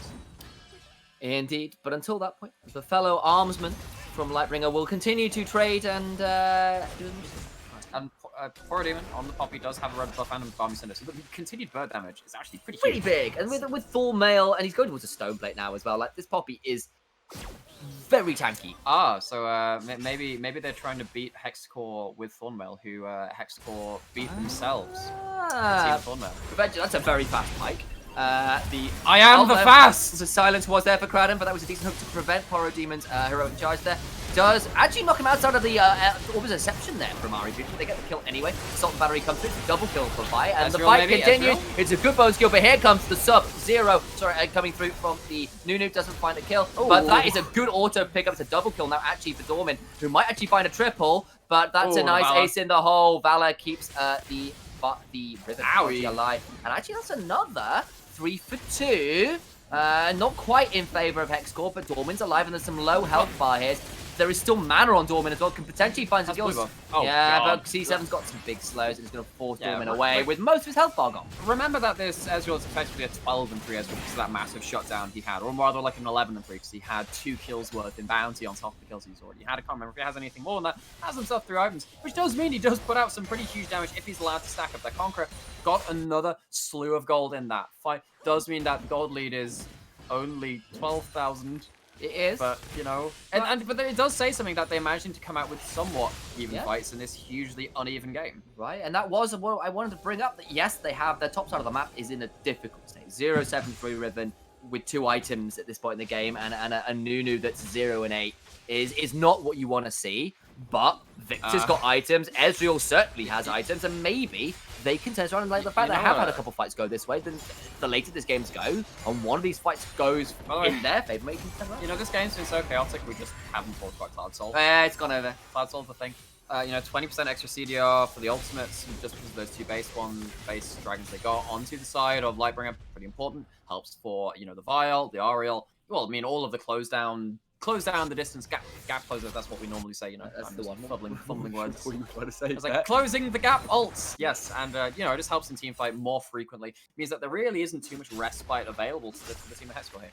You're talking about things that we don't want to see that and stuff like that. You know what I really don't want to see? Banshees and Zhonya's on Fenari. I mean, it's just suggesting this that Franklin's just planning to go diving in and charm things. That's kind of what he's doing. Tell me why it's wrong. You actually know why it's wrong. So why is this bad, and why does Franklin need to feel ashamed? If you're going full AP Ari, you're not necessarily gated by your cooldowns, softened about your AP. You will maybe see it in this fight as some stuff comes through. The Banshee's Veil can be procced very easily, and there's not any one ability you really want to start ignoring. Also, the functionality of the Zhonya's is pretty fine, but you could have just stopped at a stopwatch and go for something like the Oblivion Orb, which is very worthwhile. It's very efficient, a lot of things, particularly against a Victor who doesn't have, hasn't gone for Merc Treads or anything like that. They're going to take themselves to Baron. Honestly, in this game, it probably won't matter with this gold lead, but just in terms of the item efficiency, is here. Maybe he has flash consume. consume. He has flash consume. He could have. Oh, he's trying. He's going to get in there. Oh, He no. doesn't manage to get it. Bramsh gets that shut down. It does a lot of damage with his ultimate, and blue team does secure the Baron. It was an attempt at a rocket grab steal. Doesn't come through. Mr. Bramsh takes a lot of damage from a Chaos Storm, but Franklin's unstoppable. And while the shames need to be ringing in chat for his build, it doesn't matter if he's picking up builds right now. Shame. Shame. Yep. Shame. Yep. Yeah. Do I have to do it again? Am I good? Shame. Okay, well, teleport while you're taking tower aggro. That's pretty BM. Teleport for Nexus, even though there's an Ezreal there. Yeah, you can't stop the raid boss Poppy now. 3-4 tank items alongside the Giant Spell. I mean, sure, stop off to take some, just padding your stats in terms of damage to objective. This game 1 will be the going the way of Lightbringer in this series. And Franklin sends his Lannister-esque regards, shaved and shamed as he may be for the build. It's still going to be GG for Lightbringer in game 1. And speaking about shaved, it was not a close shave. This was just drift around the map. Doing a complete. I didn't even know you could do that on the endgame thing. That is game 1 done here from here on. Sorry, can you do the acronym again? It will be. It's fallen off. You had a post-it with it. I did have a post-it ready for it. It is Smera D&D. Nice, cool. It's game 1 of that, of our first best of 3 covered here on stream, all done and dusted. We're going to go to a quick break, and we'll join you again very, very shortly. Jane?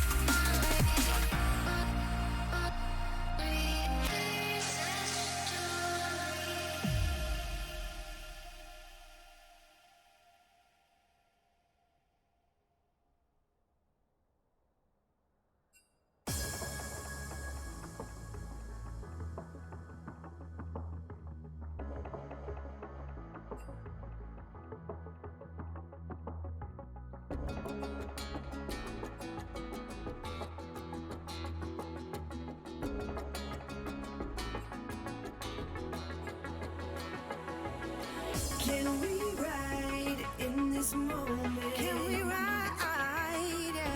Nothing's stopping us tonight. No, not a single brake light in our side, in our way, in our way. I'll be your passenger. You lead the way. You lead the way. I'll let you take the wheel. I'm feeling something real. I need to feel that breeze rush. I'm feeling. Not a single taillight in our side, in our way. All I see are green lights ahead, lighting our way. Yeah. Lighting up our way. Lighting up our way. They light it up, they light it up.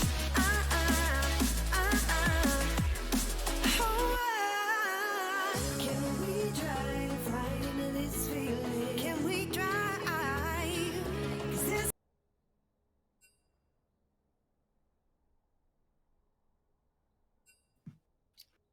Okay, welcome back to our second game of this series between Lightbringer and Hexcore in the super mega all random all summoners rift in between splits tournament of doom and death. I got to say it this time. You How's that did. I'm going? really proud of you. Are you still Batwayne or Bruce Man? I'm both. And Both. neither. And neither at the same time. You've never Well, seen- are you still Nightmare though? Presumably, yes. And I'm are you out. still frustrated? Nay, furious at Franklin for his, I believe your term was beta Ari build of, I of mean- Banshees into Zonia's. Okay, so I mean, admittedly, No shade, well, some shade, but this is what you get for having an Ari one trick as your caster. Like, I mean, he finished the game with a perfect KDA. He did. Teamed up very how well. are you going to defend your point now? I mean, it's still a bad build. Okay, It's okay. no, it's not an efficient build, but Okay. it you know, sometimes you just play well and Your build doesn't matter. You get the You dub. can BM the build, You get the dub. You get the win. the W. The W. Yeah, sure. It's not George W. Bush though. It's Not many people are, in fact. no. In fact, as far as very I few know, people in fact. in fact, there is a junior and a senior, and I think that's about it. Yeah, Unless people have named their children. quite possibly. Let's be real. Quite That is possibly. absolutely a possibility.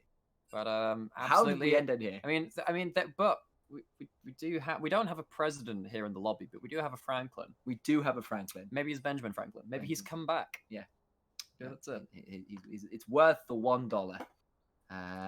You know, I know nothing about like American money I culture stuff. think Franklin's are the other $1.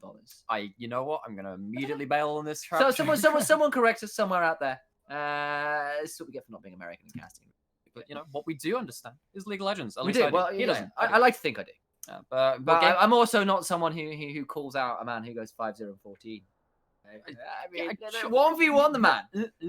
And call it out. Prove it. And the worst thing is, he currently has control of the lobby right now. He's not starting the game.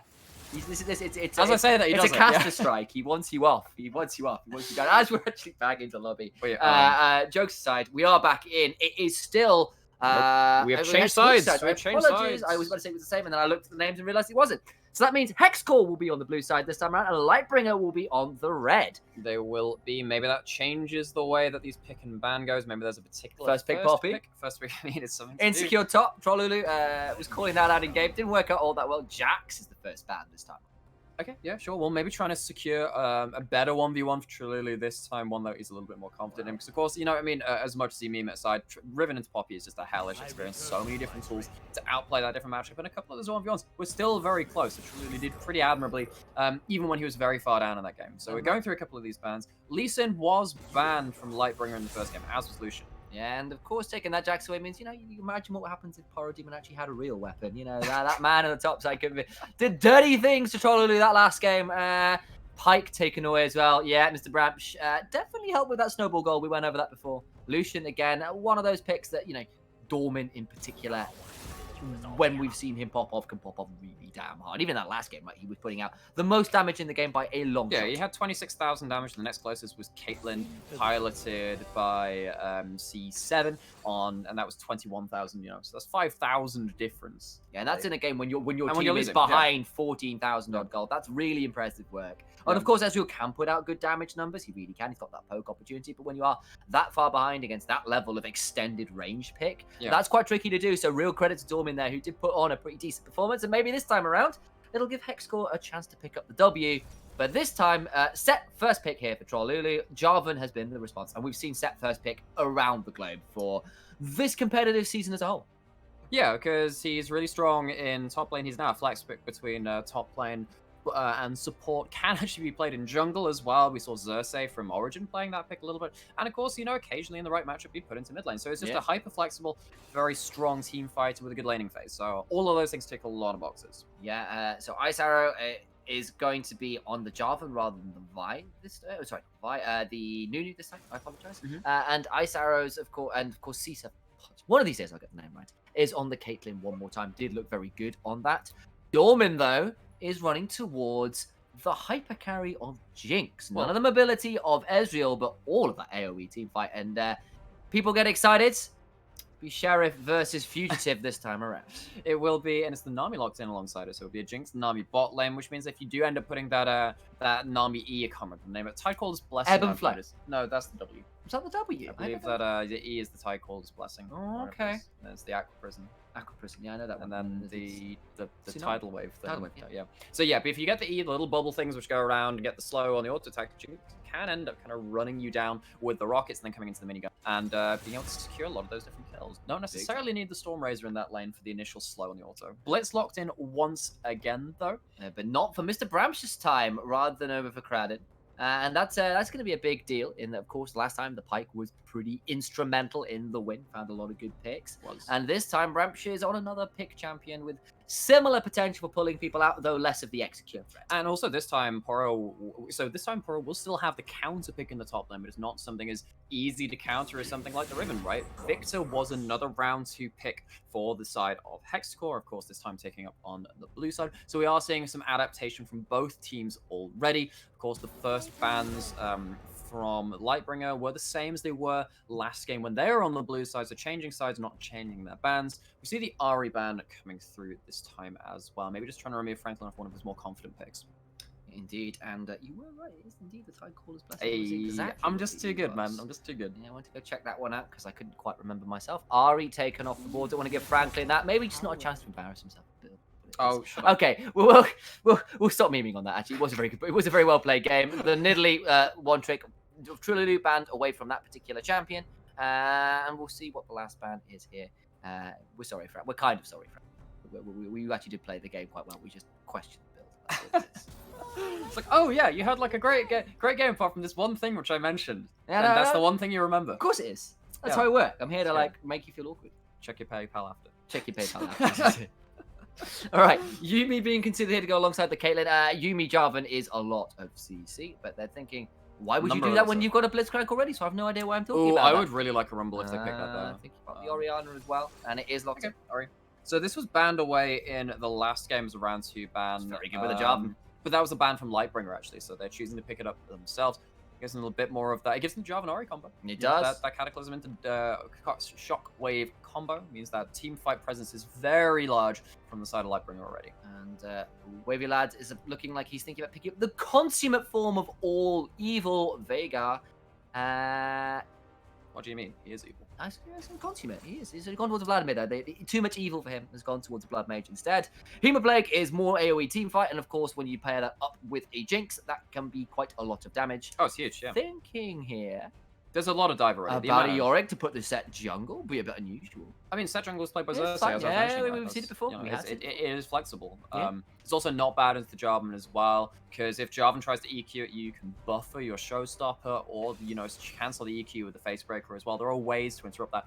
This could also be a Yorick jungle as well. Did have some buffs towards that particular role. His ghouls, I can't remember the exact buffs, and I need to look up the patch size. But the ghouls die less quickly to monsters, I believe. Something like that, yeah. But anyway, so Yorick will be the last lock-in. This is a bit more of a pocket pick. Not too many people play this, so maybe some inexperience in a lot of the matchups coming into this game. Yeah, Riven being hot once again. Yeah, Poro Demon though. This would be serious troll. No, it is the Gnar this time around. Okay. We've seen this once, so specifically where we know this from is there's a very famous Gnar player over in the Japanese league, guy called Ebi, who loves to play this into set to some mixed success over in the playoffs thus far. So for anyone who's watching last World's playing stage, so that would have been the Japanese representatives DFM. They played against the EU third seed Splice, and he got some solo kills playing his Gnar. But Versus Chachi of all people. But yeah, no. Gnar has always been a strong laning pick. It's actually looking like it's going to go up against the Yorick. So there are some multiple ways this can play out, because Gnar can of course hop out of the baby cage, which Yorick puts up. Of course, no baby cage from this Veigar. This game was not locked in. It was the Vladimir instead. And then Gnar has a lot of ability to kite with the hyper speed movement.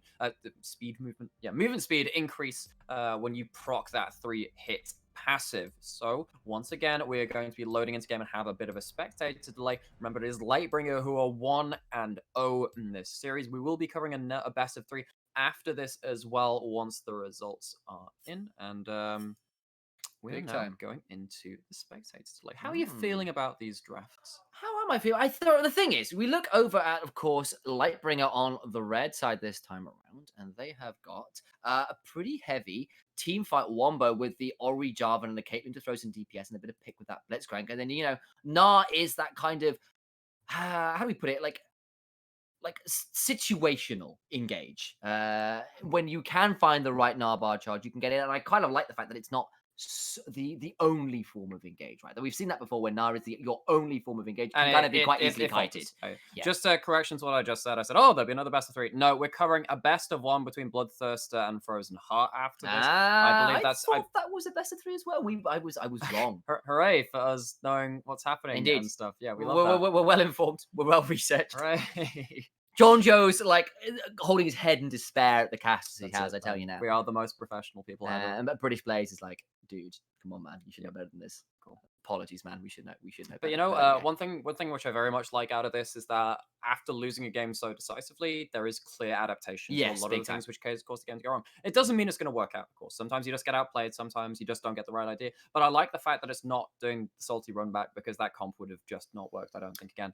I like Vladimir. I think Vladimir scales up very well. I think if you're going to go for a team fight with the Jarvan, the Ori, the Gnar, and all this other stuff, having the Jinx, if she doesn't get caught by the initial engage, and the Vladimir in a similar experience, and then Set and Yorick just running rampant in the backline, and of course the tidal wave disrupting so much as well, this could very much be a turnaround team fight comp from Hexcore. But of course, that does depend on keeping this Jinx alive. It really does. Then again, when you do have options like a Vladimir who can win you a team fight 1 versus 5, there is still that possibility for him to do similar things, even if the Jinx does go down. Late game Vladimir, or even not late game Vladimir, just CDR Vladimir, as Nogari showed, anytime he picks up that champion, in fact, or the Shy for that matter. Well, no, these guys, you can just do dumb things once you hit the right CDR this is the thing, right? So Vladimir takes CDR in his first rank of his stat block runes, right? Because you can take like AD, adaptive force, or cooldown, or attack speed. He takes cooldown on that. He's one of the few champions that does. You also take transcendence, and then you build up towards 20% CDR between a Kindle Gem and then a Phoenix Codex. And then like at level 10, you're already on 35% CDR. Yeah. You can also go Inspiration on your secondary tree and get the Cosmic Insight there, which means that you have like 40% CDR, ticking up to 45% CDR coming out through the game very early on, which means that you're ready and willing to team fight very early into the game. Yeah, because really and also it helps your sustain, because your Q comes up more often. It helps your wave clicks, your E comes up more often. You don't have mana cost. So it's not like you're running yourself dry of resources too. So yeah, Vladimir is in a very strong spot if he survives to that point of the game towards the level 10 mark. Yeah, really are, and it's going to be a bit of some of those massive team fight elements, the Hemoplague versus the Shockwave, the Cataclysm versus the Showstopper, that tidal wave from Nami even could be really important. And Gnar and Yorick trying to split push against each other in a side lane and join up to team fights, perhaps where I would potentially give the Gnar the advantage. I think generally, and Trollulu is showing us all a fantastic icon there. He's gone for the Rascal Jesters, my boy. He knows who he's talking about. Oh, geez, I did not notice that. Come join us in the LGL sometime, buddy. Nice. I'd love to have you. This man knows. Yeah. Even if his Riven didn't know. That's kind of our side job. Oh, actually, no, that's probably our main casting. I don't We know. love casting for the VL guys, and it's been honestly, Yeah, it's it's very been a much lot of fun. entertaining here. And as much as occasionally particularly I rag on some of the players, you know, it is very entertaining, and we very much enjoy casting. You guys keep up what you're doing. It is so very entertaining. It really is. And you know, if Nightmare gets to you, you call him out for the 1v1. And I'll beat you. I'll cast you, and you'll crush it. I'm waiting for the day that they up the limit to have like a single diamond player on the team, and then like that's it. I'm in. No longer a caster. I'm here for you. No, you're like, but, buddy, I've seen how you play on. It's pretty bad. It's pretty bad. There's this. They ban Ari, and suddenly your rank drops To gold. Yeah. gold. Yeah. The best thing is I have a Smurf which I play in gold, and I've got like a 50% win rate, and I don't know why. I don't know what I'm doing. Anyway, we have ourselves a Blitzcrank level 1 again, but it's not a 5-man stack from both teams. It won't be ships passing in the night, and Blitzcrank does not find anything with a hook over the wall. And Ice Arrow is very helpfully reminding us that Key is a sandbagger. Yeah. I don't know what that means actually. Maybe that's what C7 actually is. It's supposed to be key. Maybe. Oh, I don't know. it is. I've called him C7 for now. Yeah, that's what we're doing. Or maybe the key is sandbagging. Yeah, that's it. Maybe that's the key. Maybe Maybe they the were key. Maybe They were it sand was- people all along. Maybe Hexcore were sandbagging game 1. Maybe that was it. Just trying to get Parademon into a difficult point. Maybe they just think that, you know, if they can catch him off guard. Trollulu's trolled the first game of the Riven that didn't go all that. Maybe this is the secret strat. No, I'm sorry, Get him confident. No, like as much get as him we overconfident. As long as much as we're memeing about it, like Riven into Poppy is not Rough. fun. It's really rough. Steadfast presence just makes Riven's life a nightmare. It's a wave play matchup, and then you have to try it. You can't commit to the 1v1 because Poppy just nullifies it. It's one of the reasons Poppy is quite hated by some of the Bruiser fighter top laners. We have kind of 2 Bruiser fighters up there this time in this game with the Yorick versus the Gnar. The mid lane should be quite interesting as well. It's double teleport, but make no mistake, both of these champions can kill each other given the right situation with stuff like Flash E, Humor Plague Qs coming out of Vladimir. But if the pool is used superfluously, can be a shockwave coming down onto Vladimir to secure that kill as well. Really can be, but we'll have to see how it does. And of course, the Sanguine Pool from Vladimir is just ridiculously good at avoiding things if it's up. But we'll see how it goes for now. Currently, bit of a farm fest. Junglers have cleared their blue sides and are going to be up in that top side. That's a flash. Good flash, though. Good Yeah, flash. It was needed. That was on target. Gets out of that one, but Mr. Bramch already kind of on the hunt. It's actually stepped onto a trap there. That was bloody risky, but it survives. Maybe they just wanted to clear it while the hook was down. Yeah, it makes a lot of sense. Makes a lot of sense. Still, it's still HP going the way, but it's healed up. Hey, says Little Cloud, and Porodemon's like, no, this isn't great. There's still a Face Breaker available. There's still a Haymaker available, and it's looking like First Blood over to the set. Not wanting to flash away there, and obviously hadn't leveled up the Hoppy, only being level 2. Often that's leveled up at level 3. Pushing in, though, once again, we see a top laner die to a level 3, sorry, not level 3, a 3-minute gank. This time it's Traluli getting the kill participation. You could just see he was looking for the ward at that point, thinking, yeah, he needs to be ready for the 315 mark. It's so standard. And actually, Flash Facebreak and uses the Raptors to get the stun. No! And that is not quite off. The shield was huge, but it means the Little Cloud still picks up that kill. Now he's in a 1 versus 2 is Franklin, because Wavy Lad is here, and the red buff is a lot of damage onto Franklin, who just can't get enough done. 2 kills onto this set, and it's only 3.5 minutes. Porodemon's going to roam down, doesn't quite land the boomerang. There's still a Sanguine Pool available as Wavy Lad looks to turn around with that. Tides of Blood does use a Sanguine Pool eventually. Oh, not sure about this. Porodemon's going to continue chasing, but they're looking for a face breakup. Franklin's now in serious trouble. The shield comes out, the Haymaker's there, but it's not quite enough for the kill. No. Red buff, no. And now Porodemon's turning around going, maybe I've got this. Gotta be a little careful. Little Cloud's going to find his way onto. He's got the knuckle down if he needs it, finding his way into the bush. And yeah, it's looking good. Smite there. The face and breaker! The stun is huge. Jeez, Ice Arrow is here. That's a decent knockup and a shutdown onto this set, but that got mighty close. That was a series of very close plays, and Tralulu couldn't find a way out of the top lane himself on the Yorick to influence that. That was almost about 4 kills on the set. Luckily, it ends up just being limited to the 2 only 4 minutes into this game. HP, no, and so the much. dark processions there. The Munions are in. Has got the hop this time. Patrollu's flashing. Has got the last rights. And is he going to be digging a grave for Parademon? Not quite yet. The demon stays straight out of the abyss for now. I thought, well, there was a flash available from Parademon there as well, too. Still the extra bit of safety still available. Timely pop out of that cage, as we were saying. That is one of the key parts of this matchup. But I do appreciate the confident play coming out from Tralulu, trying to make this lane go his way, as it much didn't go last game. And while the Ezreal was so Oh, good the at making hook on sure the there's a minion. lot of damage, getting a lot of work done last time in terms of keeping up the farm, this time around actually fairly significantly to C7 down there. At least we'll see how that goes post the minion wave being cleared out. But for now, it's looking like about 10 CS lead for this Caitlyn. Top lane is a similar story for this Yorick. It is in a lot of ways, but also remember that's because already we spent like a good minute chasing fighting around the set. Yep. various areas of the map. So actually, all things said and done, relatively even. The first blood did go over to Little Cloud, but with the laning advantages coming through and the kills afterwards kind of going one apiece, means that the gold is relatively even, as you were saying. Really is. Wavy Lad and Franklin continue to farm it out in this mid lane. Slight advantage to this Orianna right now, but that's not too bad. I think we've got a 10 CS lead, so I take that back. That's a pretty good lead for Franklin. Yeah. Franklin deserves some credit there.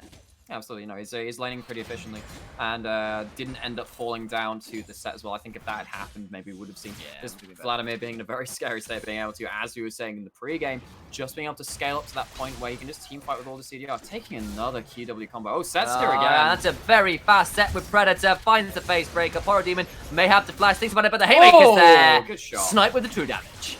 Sniped indeed. So actually, Parademon going down for a second death of the game, and this time the kill also goes over to Lil Cloud. 3-1 on the set. Oh, good Sanguine Pool. Stops that level 6 hit by Franklin.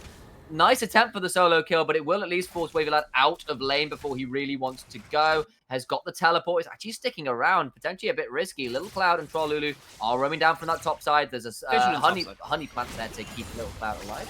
And maybe force the Orianna off, but she has a good shot. It's a bit risky.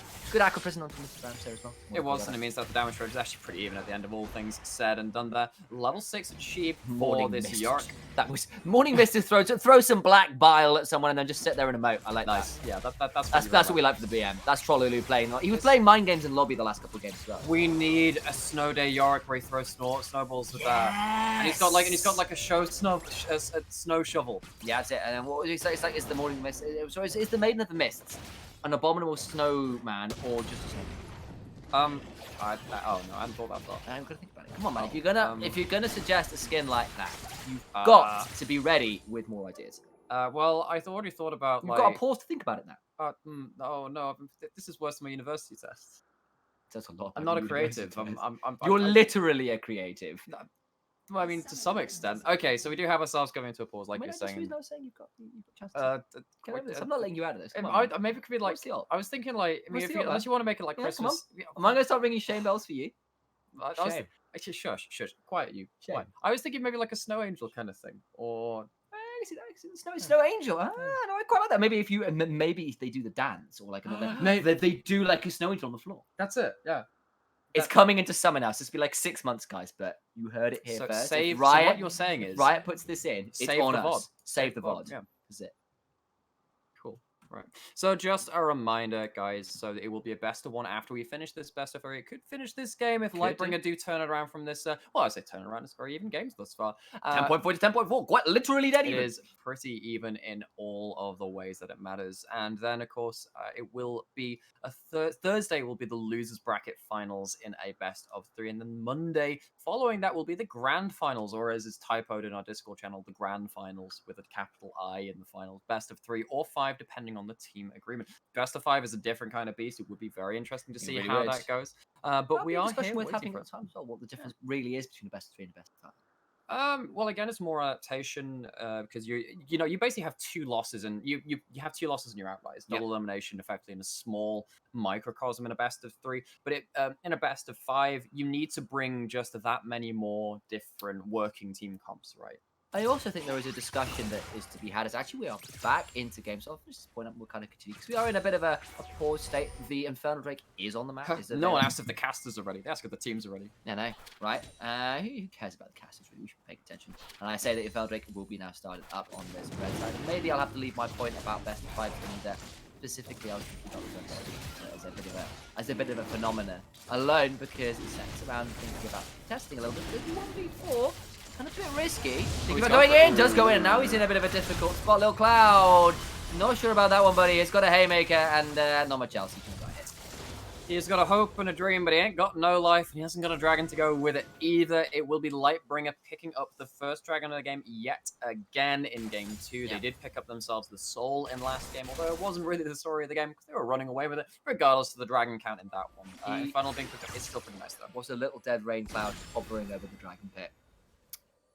That was see. For anyone Winnie the who- Pooh references yeah, continue. for anyone Go who back hasn't- and watch for old school Winnie the Pooh. Yeah, for anyone who didn't grow up Calling on it Winnie out. the Pooh, this is completely just Look, I garbage, refuse to but- believe that you don't know that reference. If you don't, YouTube is your friend. Or just go and watch the. Oh, Go that watch was it. very close. It was Just- very close. But very never close. mind it. 'Cause Winnie the Pooh's happening. Okay, cool. Little dead rain clouds. Come on, this was good. You got to understand. Right. I'm just. Oh, actually, that That's a cancels great the aqua, cover isn't it? there. It does. No but, follow-up no available. follow-up. Yeah, they had to find a way around the minions, and there is a big wave there, a bit risky. Dark Precision does land again from this Yorick, who's got a fairly significant CS lead continuing to grow, and being able to throw your ghouls at ranged champions who are so used to being able to poke with impunity is something that is a good hook, but the flash for the Aqua Prison is just avoided, but the hack of the face break is not avoided. Slow on to C7, who's using that Nimbus Cloak to continue to run away. Mr. Branch and C7 survive this gank, but Summoners are both down for C7. Flash burn for the Nami, though, could be punished later on if Ice Arrows decides to find his way down there. But right now, he's looking at this Yorick in a 1v2 up here. There is a Dark Procession put down, and those cage walls cannot be gone over. Cataclysm, though, finds his way in. Trollulu is now flashing out, no. but far too late. Horror Demon picks up that kill. Yeah, he does indeed. Cataclysm came down, so there were just kind of this weird kind of Venn diagram of various walled objects up in the top lane, and Yorick says, I think I'm lagging now. Yeah. As he goes down for that kill, we have no idea whether that is the truth or if it's just some bounce, but either way, it is his first death of the game. Already off to a better start than he was in the last game, but it is unfortunate that he goes down for that death. The overlap between Dark Sessions and Cataclysms is when we find it. We won't find a dead double lane here. That was nearly very dangerous. The 50 caliber that didn't land there for the second headshot opportunity for Caitlyn. So Kraden survives with most of his HP bar rather than half of it gone. Yeah, that is true. And it was the tidal wave, of course, committed to that with nothing gained, able to walk out of that with Caitlyn trying to abuse the fact that there were no flashes on either of us. So actually, this Nara is going to go in on the Yorick yet again. Yeah, but forced to hop out early, which means doesn't get the chase as hard as he'd like, and the Rift Herald is going to be continued by the side of Lightbringer, who have actually brought themselves up to 1,000 gold lead, and with the kill scores even, a little cloud running in. Maybe they want to change this around. That Predator wasn't quite enough to get this way in, and Ice Arrows with the dead Rift Herald is going to be thinking about where he'd like to push it. It's got about 3 minutes until the plates drop on towers, so definitely to pick up a lot of gold as Wavy Lad mid lane. is once again chunked out absolutely massively. And of course, Vladimir does heal, but I don't think he wants to stand near enough away to get the healing back. Yeah, and he will have a teleport to reset and go back for hopefully that finished Codex and come back into this game with a bit more CDR. Actually goes back for the Revolver. Hextech Revolver, getting up closer to that Protoball, not going for CDR. Oh, and this is the slow that we were talking about from the Nami Jinx combo. Continuing to try and get onto this here, Wavy Lad trying to find a little bit more work. The Aqua Prison did land, but Mr. Branch is also down here. Ooh. Just misses that rocket grab. That was fiendishly close. That was very, very close indeed. It is still a 10 CS lead or thereabouts to the bot lane of Lightbringer. This Caitlyn tending to do pretty well in the laning phase, of course, known as that lane bully. But on the mid side of the map, of course, is also basically the bottom half of the map is going well in lanes inside the Lightbringer. So only really the top lane. Well, look who's here, though, because Showstopper is a thing, and that was a Predator in, a lot of damage down. The Blink gets isn't out. quite enough. That was inches away from danger, but the flash saved Franklin's life, and he's still got a shockwave to his name. And a teleport. Yeah, no, that's 2 ults traded for a flash there. I think that he really needs to reset there. He has himself the teleport. Might be a little bit greedy because there is a flash Franklin think available. about going around the back, and Yeah, he there's a flashes flash. in. Wavy Lad just picks that one up easy as you like. I won't call that a solo kill because of how much work Little Cloud did just before that, but well, Franklin's going to be kicking himself for that one. That was just a bit greedy. It's unfortunate. It's a little bit had hubris. That teleport. he did have teleport, but of course sometimes that doesn't always. Sometimes you're just not thinking about the flash damage amongst other things. Either way, what does it mean in the grand scheme of things? It means a wave loss. It means a kill over because he can just teleport back to his lane. It's not the end of the world, and the game will go on. The show goes on. Just wondering how far he was away from something like a Luden. He just bought himself. He's got the blasting one. He's not miles away, so maybe he was hoping to hang around and get that back. before having to burn something like teleport. Isn't going to burn the teleport. He's just going to walk back to the lane. Oh, particularly if you think that a kill is going to... No, a fight is going to break out across the map later on. It would be quite helpful to have that teleport back up. It's actually going to be Team Hexcore starting up the second dragon of the game, which is the Cloud. So, a Cloud Dragon here. And Mr. Bramsh and Ice Arrow here. They get the hook onto this Vladimir, who's got the pool, but is burning down. Ignite. I think he's just going to go down. Caitlyn picks that one up. That's a decent shockwave, and it's a second kill now onto the set. And now Demon up on this top line is going to get jumped on by the ghouls, and Trollulu is continuing to trade him. But look at that, the Meganart is here, does get the stun from the wallet, but the ghouls are continuing to chase. There is the flash force because he doesn't have the hop in it. So it's actually quite a close trade there up in the top lane. So that fight ends up being a 2 for none, but at least the dragon is secured for Herald in the mid lane. But the follow-on effect of this is that there is no one alive to protect 4 plates coming in from the mid lane. Lots of gold going towards the Jarvan, and the Orianna, and the Blitz as well. You see this top lane 1v1. Oh, those ghouls. This is a bit of a mirror of the last one. Not quite a mirror because it was still quite nasty in the last game. But this is much more of an even 1v1 between these top lanes. Their skill really being put on show and some close 1v1s like we were saying. They really are. And the Maiden in the Mist will go down, but has chunked Poro's tower down to about halfway. And his health bar is at a similar state. Yorick is, though, going to find that recall right now. Speeding up. Gets the punch, gets the knockup, gets the silent, forces the flash out of Dorman. They're going to try and turn it around now. Bram's taken very low, and here comes Set Little Cloud. Oh, the crit! Doesn't matter because the crit was huge. The face breaker is also pretty massive, though, and Bram's going to try and find a second knockup. Does get it. Flash forward from both people here, and I think Bram's just going to walk away. The Acroprism lands. Shut down now for Set, who finds another good kill. And that's a lot of gold back, but it's about 4,000 actually for Lightbringer up in the lead still.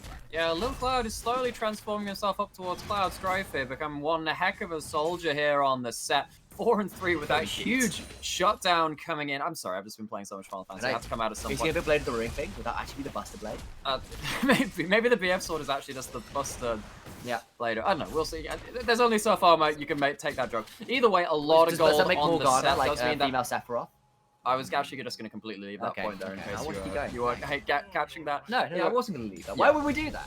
4 out of the 5 kills on this team Hexcore are on the jungler here. Yes. He's very much in a position to carry. Has himself the Cinderhold built up, and we see another big trade. This could actually be a kill. Last flash has already been down, and I wonder whether that's all available. Ice Arrow here is about to try and turn this around, though. The flash in, but the hop is huge, and I think that means that Trollulu is going to be in a seriously difficult spot with Meganar available. Cataclysm there. There's not enough hope here for Trollulu, who did attempt to throw the Morning Mist to try and pick up the kill with the extended range on that. That's not enough. And that means it's a second death for this Yorick, who's going to feel a bit sad about that one. Wavy Lad has found his way up to this top side, but nothing to be gained, really. Mr. Bram speeds his way up, and actually both the Aqua Prism and the Chompers miss. The hook doesn't, though, and that means it's a kill for this Blitzcrank. All the CC misses, and it's an easy kill. And he was playing an assassin last game, and actually Crabby's in a lot of trouble here with the Ori's out. I'm not sure he can get out here. But there's no turret pressure. The wave's being pushed in. Goodbye, Nami. No, there's nothing. Here comes the teleport. Maybe that'll save him. But the headshot's not going to land. The ball is to command attack. Is command death. Trollulu is here. He gets him with the dark possession. That's pretty good going. Maiden the Mist is summoned too. There is an ignite down. That's going to kill out the healing. And the shockwave is just that. It's another dead Yorick who's digging his own grave more than he is opponent. That was a little bit sad, committing the teleport. I liked the idea to try and defend the Nami, but it just wasn't quite in time, meaning that it was a series of 1v3s rather than a 2v3 under the tower. Even with the Maiden available towards the middle part of that fight, it wasn't enough to save the life of Trollulu or pick up any extra kills. It means that it was actually a 2 for none in the extended play there.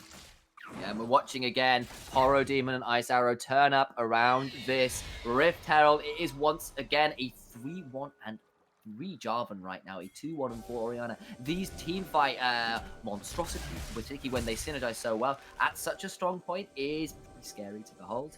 Especially when the Jinx for Dormin is not where his Ezreal was the last game. I think my worry now is that because Trollulu died in that unfortunate 1v2, while he was a point, he's a pressure point on the map. He's still winning against this Gnar. But after dying, he used his teleport on the bot side. At least he's able to get himself back up to a level 11. It's not going to be a XP disadvantage particularly. I'm just wondering at what point does Trillili not become a point of pressure? There's actually a teleport in the bot lane. I'm going to cut off that point. Yeah, Dormant here, and I don't know whether they can even think about getting out the showstoppers. Oh, there. Jinx is But dead. Jinx is just gone. C7 might be following though, because there's the Haymaker, not quite up to pick up. And look at Wavy Lad, he's found his way in. He's doing a lot of work. That teleport was burned. The Ignite is down on Wavy Lad, who flashes so for the close. phase rush and just can't find it. The Aqua Prism is pretty huge, and the heal's coming out, but the Haymaker Kate's doesn't alive! take it right. Kate is alive, but Kraden's looking to try and pick Oh, up the kill, and no. he walks straight into the Haymaker. Isara now looking to pick up the kill onto this Nami. That's a decent Aqua Prison, but the command attack, Dissonance, picks up the Nami. It's a 1 for 3 in the end there. It is 4-1-5 as well. yeah, because the Jinx died towards that start of the fight with a huge combo from frankly just absolutely removed Dormin from the map. Actually uses the Jinx ult to see if it can pick up anything. Very nearly around did. the Franklin very was nearly on inches away from dying there. Absolutely was. Oh, Cloud is actually here to try and fight. Oh, he's got the Haymaker, but not Oh, quite enough. no. Oh, he's got a face breaker, but look at that. He gets the heal and gets the 1v1. No, because that's Isara. Yeah, so that was very. I saw very the smite and close. thought the heal was there. It was a bit of craziness coming out. We love that in the Valence League. The best thing about it is that there's only so much you can talk about macro in the greater scheme of things because sometimes people just want to fight, and they're fighting in the top lane here as well. Poro trying to flex his muscles a bit on the Gnar. Yeah, stuck in that cage, and of course, sadly, this Yorick is still not at Trinity Force, which is such a massive point of power for this pick. And while he's still up in CS and doing all right, the Gnar, especially in mini Gnar form with this extended lane, can run down a Yorick who can't run back to his tower of lose that aggro, I suppose. Yeah, something like that. So anyway, that's that extended play down in the bot lane, which did lead to all those kills, and then of course the dragon coming through as well, is a series of just inches close plays, really. There were a couple of times, where maybe Jinx could have flashed out of the shockwave. He didn't remember if he had that off cooldown. Of course, Caitlyn was just so close, dying in the initial engage to the set, and then a lot of extra damage came in. Set wasn't prioritizing on another target, and then he kind of went towards the dragon afterwards. Very nearly missed out on killing the Orianna with the Haymaker. Just everything slightly going the way of the Lightbringer in that trade. Yeah, and look at this. Set's going to find a Mr. Branch and Franklin, who are here with a bit of a death squad. It will be a 2 versus 4. The book is available. Look where Sucks there's the a few Yorick, more though. here, and there's going to be a bit more. Look for the tidal wave from Nami. Shockwave! It's a good shockwave. Oh my And the God. bounce house is real. Shut down onto the Orianna, though, is pretty big deal, but I don't think it's going to matter in the end. Little Cloud is doing his best. He's doing a lot of work at 7 and 4, but I think he still gets shut down by Ice Arrows, who's 7, 1, and 5. Thank you very much. Yeah, and actually, while Lil Cloud, I was saying, oh, well, this guy's set up to carry and all this other stuff. I mean, this Jarvan is doing some work. The Conqueror comes out towards the end of it, has almost his standard maxed out as well for the attack speed. Means that Wombo, even though it wasn't the clean kills immediately, did so much damage towards the start of it with a 3-man shockwave and Cataclysm combo, meant that fight was always going to go the way of Lightbringer, even though the Jinx ult was very close to coming around as well. And the Cleaver crew of this Gnar and this Jarvan setting up for this Caitlyn, who's at an Infinity Edge Storm Razor, means that all the armor that anybody wants to build up is going to mean absolute jack. Yeah, unfortunately so. Now this Gnar up with the Black Cleaver building towards what looks to be a Blade of the Ring or something. Oh, might be a fight here on the top. Got it. No, just using that Rift Herald to get on the tower. Little Cloud does try and knuckle down his way towards some kind of engage, but can't find it. That is the point of Crash, right? It is this set who's gone tank, found a few good fights. The Haymakers in particular have been pretty strong, but the carries, this Vladimir, the Jinx are in trouble. That's a face breaker now. I did try to find Shockwave is Little available. Cloud. This could be bad. Yeah, Little Cloud, though, isn't actually all that fussed by damage right now. Oh, They find a good no. hook, though. Maybe he'll be fussed about that one. And he should have been. Mr. Brand picks that kill up at 3, 1, and 7. Once again, having a very good game. I love how the dissonance came out for the slow, making it easier to land the hook. Then the silence came into the Haymaker couldn't come in. It was a very clean kill from Lightbringer onto Lil Cloud there. And that means they're actually going to feel bold enough to start the Baron off of that. I think they are, because Trollolu's split pushing down this side, and he's not going to want to come in there. There is no jungler, and with the damage they've got and enough tankiness, they've thrown that Mega Death Rocket in there. Version of that, I should be saying. Vladimir and Nami are over the back. The fight on the top side continues, and this is now a 1v1 and a 4 versus 4. Red team have slain the Baron. They've got a hook onto Vladimir as well down there by the looks of it, as this top side fight continues. Wavy Lad has managed to find his way out, has had to burn that flash. has done indeed. Didn't end up using the Hemo plague. Think which about is going in. obviously- They've got the command distance for the There's no speed tower up. here either. Oh no, they can't quite get past enough. But Nami is recalling further up this lane. They're going hunting. Can they get her in time? She stopped the recall. She's going to be on vision. She is going to be on vision, Oh, seen by the minions. Kraden. Yeah. And with that as well, there's no execute available. I think she's just doomed to die. Caitlyn gets that kill. I get it. Obviously, his name is not Kraden, it's Madden, and he's trying to charge towards the enemy's touchdown zone. I know nothing about American football. I assume that's how the game works. Maybe he's like Korean, like sort of mashing up the Korean skills of video games with that competitive drive of football games. But Poro Demon actually took a big chunk there from the last right. He's going to try and turn it around. Doesn't have the range so far, but look where Set is. Oh, Gonna no, turn this everyone's into a one collapsing. vision tour. This is a pretty big deal. Can get the Unar back, and the Dark Position misses. Now C7 is here. Gonna try and turn around that storm. So actually pretty massive. But everything ends. Franklin's around. But Mr. Braps is here. The Showstopper's going to try and get Little Cloud out, but this Little Cloud is hovering up in the air with the Showstopper and goes straight back down to ground as Ice Harris is legendary 8, 1, and 6. Yeah, and we'll huge now jump. look towards another Ocean Drake, and this will be putting them towards the Ocean Soul Point. And if they get that on top of their team fight prowess, I think this is lights out if it isn't already. It is. You know, there's already, so many items built up from the side of Lightbringer compared to the side of Hexcore. There's Caitlyn being almost a full item. Well, for the time being a full item ahead of this Jinx, and, Morello built up on the Orianna, which is very important versus the Yorick and the Vladimir. See, and of course the heal's coming out. There's a lot of healing things to stop that. And now when they're grouping up for the siege again with a Caitlyn, we saw this in the last game. You group up for a siege with a Caitlyn when they have Baron. What do you do about that?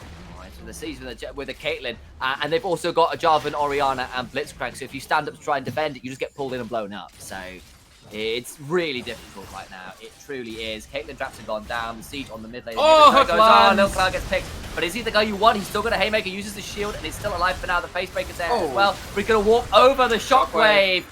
The ball was placed super well there by Franklin. That will be his 5th kill of the game. And the siege continues. Yep. 1 man down for Hexcore. And actually that ace in the hole picks up another one. It's now a 5 versus 3. And C7 is looking to continue. Trollulu forced away. 1 versus the Caitlyn. And the Vladimir was in top lane all this time. Couldn't find any time to backdoor. Just chose to think teleport. He could come in from behind. he might have been able to, but maybe they thought they weren't able to fight. Yeah, They're very only true. 10,000 gold down. They've lost an inhibitor for it, but at least they got some pressure in the top lane. It's looking a little bit sad here from the side of Hexcore, where if they lose this, they will have gone down 0-2 to the team of Lightbringer, and that will be they will be put into the losers bracket after that point. Jinx does have ult. Sets here with Hung, guys. Trying to find his way in. That's a good slow. It's a good facebreaker. C7 flashed the wrong way now. Not sure what that was about. Going to get Showstopper back. There's the Haymaker, but he's out of the true damage and does survive. But the wallop there from that massive Yorick gets the shutdown. Alive. Jinx is alive, trying her very best. Is slowed down though, and Franklin goes for the kill over the wall. He's now in a difficult spot. That's a good wallop from Nah. It's a great Nah from Nah. And the 2 people there are trying to run away. Trollolu is slain. Wavy Lad is pinned in place, and it's a double for this Nah. Absolute Fight Club breaks. Oh, sorry, not meant to talk about that. It's just a lot of kills going back and forth. 4 for 1. The Caitlyn goes down on the side of Lightbringer, but I don't think that's going to be enough to dissuade them from pushing in to end this game and end this series going on further and further into this tournament. I was going to call it lights out, but the Lightbringers here are whiting out the side of Hexcore. They're going to go down 2-0. Little Cloud is going to try one last time, walking forward towards these people, but on the other side, Kraden is slain on the fountain. Little Cloud misses the Haymaker, and the Nexus under siege. There's no hope. Dormant trying his very best, but the rockets seem to do nothing. It's turned around, and Nar is here to seal your doom. Jinx is slain, and it will be 28 kills to 9, 26.5 minutes in. A 2-0 victory for Lightbringer. Bram's just, hanging out in the cage there, getting himself a second death of the game just to close out the game, making Hexcore feel a little bit better. But congratulations to Lightbringer closing out this series 2-0. A very impressive game from them. The Wombo was clean. Their laning phase was very good. I was impressed by every single member. It was the Orianna topping out the damage this game, 18,000 damage in 26. The Shock was very good, a lot of AoE stuff, and they fought around objectives very well. And yeah, unfortunate commiserations to Team Hexcore. But, we will hopefully see a little bit more of them as they will be knocked down into the losers bracket final They will be, and of course, that is, of course, the way it works. It's a double elimination tournament, and this was the winners, or the upper bracket. I apologize, and that means they will be fighting the winner of our next series, which will be between Frozen Heart and Bloodthirster. But that is still yet to come, and I think we probably want to still discuss this game a touch more. I think really great stuff there. I think particularly from Ice Arrows in that second game. Oh, yeah, he just absolutely. did ridiculous things on Yeah, that jump. okay.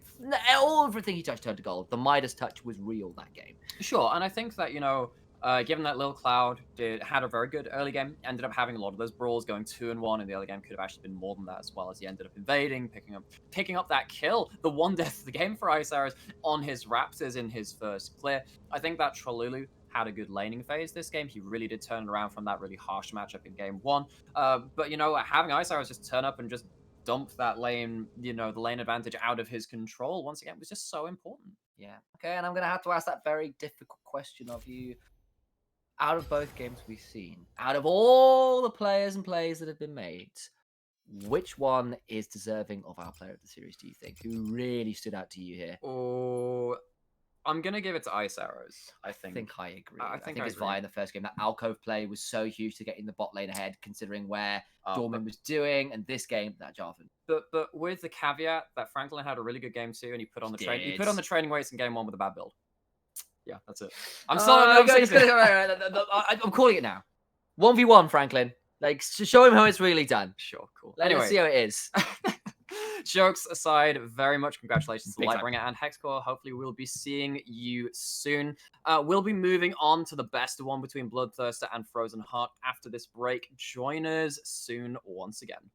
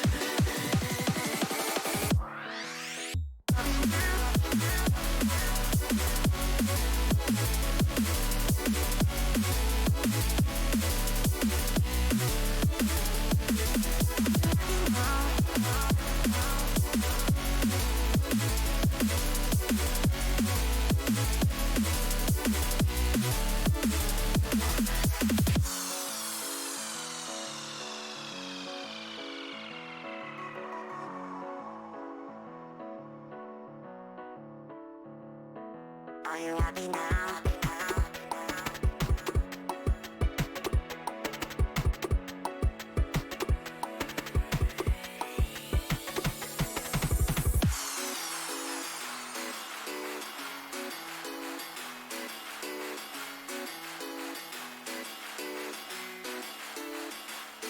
Are you happy now?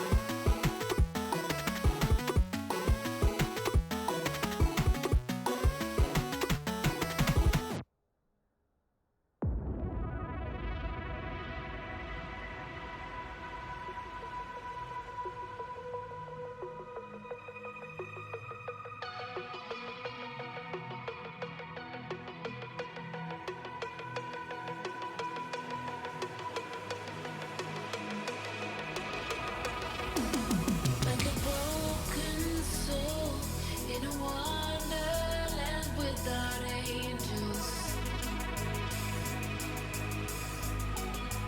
That is how I feel when the mirror shows me a stranger. Yeah. And I know they're just fragments of a world where your absence all I get to see. Take me back to the planet where you and I are still meant to be. 'Cause I know you come when you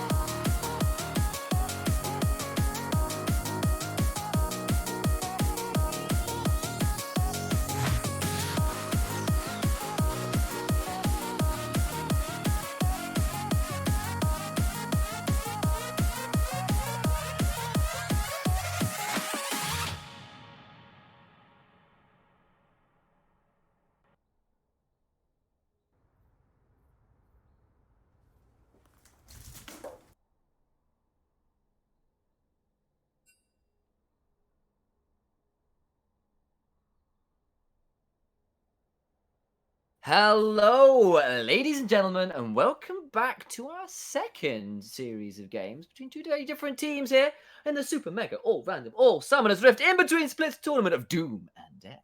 And I love how it's a series of games. It's a series of one game. It is a best of One. one. It's still a best of. series. Yeah, exactly. Series. Series. I'm calling Sure, it series. cool, nice.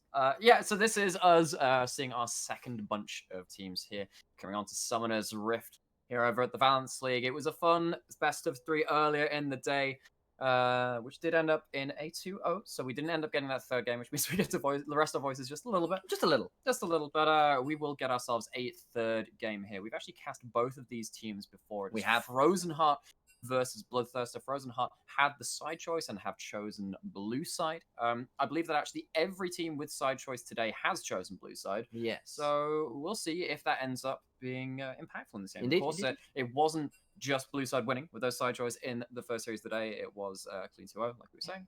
But yeah. So yeah, we've got the teams, of course, today, as we probably ought to cover who they actually are. I mean, Is I did did you? already You're say- I did, fantastic. yes. But I actually didn't hear you do that. I think I was distracted I looking love at how some of you our listen to me. notes. I love how you listen to Yeah, me. it's just not that irrelevant unless it's about Ari. That's about it. Pretty much, yeah. Yeah. You want me to flame your build? I can do that. You can do that. Okay. And then you can get salty in the chat. That's also fine. Yeah.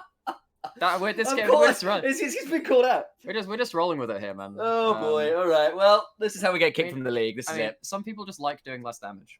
Some people like that. Oh man! All right. Enough of this.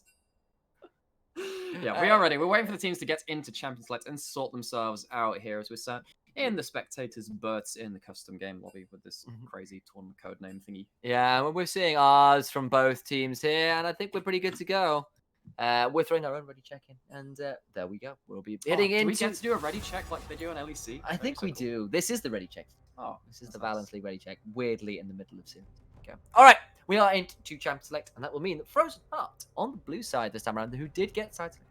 And that will mean it's 905 Resting Zeus. I am Towie, guys, Curly 101, and Lyke on 18. And on the other side, as aforementioned, it is Bloodthirster, Z-Man Jr. in the top lane, Key, Satisti Sushi, Clifton Gazium, and DV Wilder. DV Wilder. What the DV's for? And maybe it's like the DMV. That's what I was wondering. Yeah. No, yeah, that's it. Okay, maybe it's like a really bad TV. And I seem to remember. Alright. I do remember last time that we saw Bloodthirster. I believe that Keith. No, it was Z-Man Jr. Z-Man Jr. It was Z-Man. played a pretty good echo from He what I played a remember. very good echo. I remember. And what we're going to note here is there's two very popular bands, three very popular bands already come through. It's set off the table alongside Ornn and Aphelios. Yeah, so all of these three picks are good in lane, good in team fights, and just kind of support you at any point in the game that you want to play around. We didn't really see much. Well, Ornn is still seeing quite a lot of priority, but we haven't seen much of him because he's just been banned so much. And never mind Wukong, that champion is pretty much King Kong at the minute. He does so much work. Oh my days! Even with nerfs, he's pretty strong. He's taken off the table alongside Leona.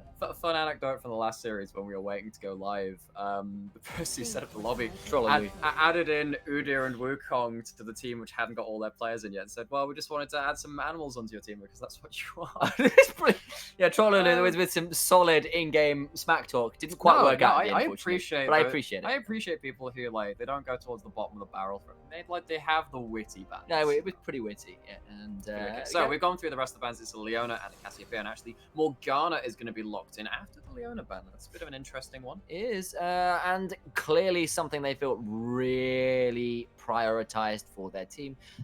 Likely towards a support role, but there is a potential that for whatever reason you flex towards the mid or maybe even the jungle. We've seen the pool changes, clears jungle really damn fast. Oh, Morgana has a really healthy jungle clear if she does go there. And to be honest, there you go, guys. With the players we have in the Valence League, I mean, people could have been practicing anything, anywhere. We don't really have the right to be surprised at that because some people just love to throw in the wrench into the works. They do. And Kaisa is picked up over here on the red side for Bloodthirster. See what their second pick is here.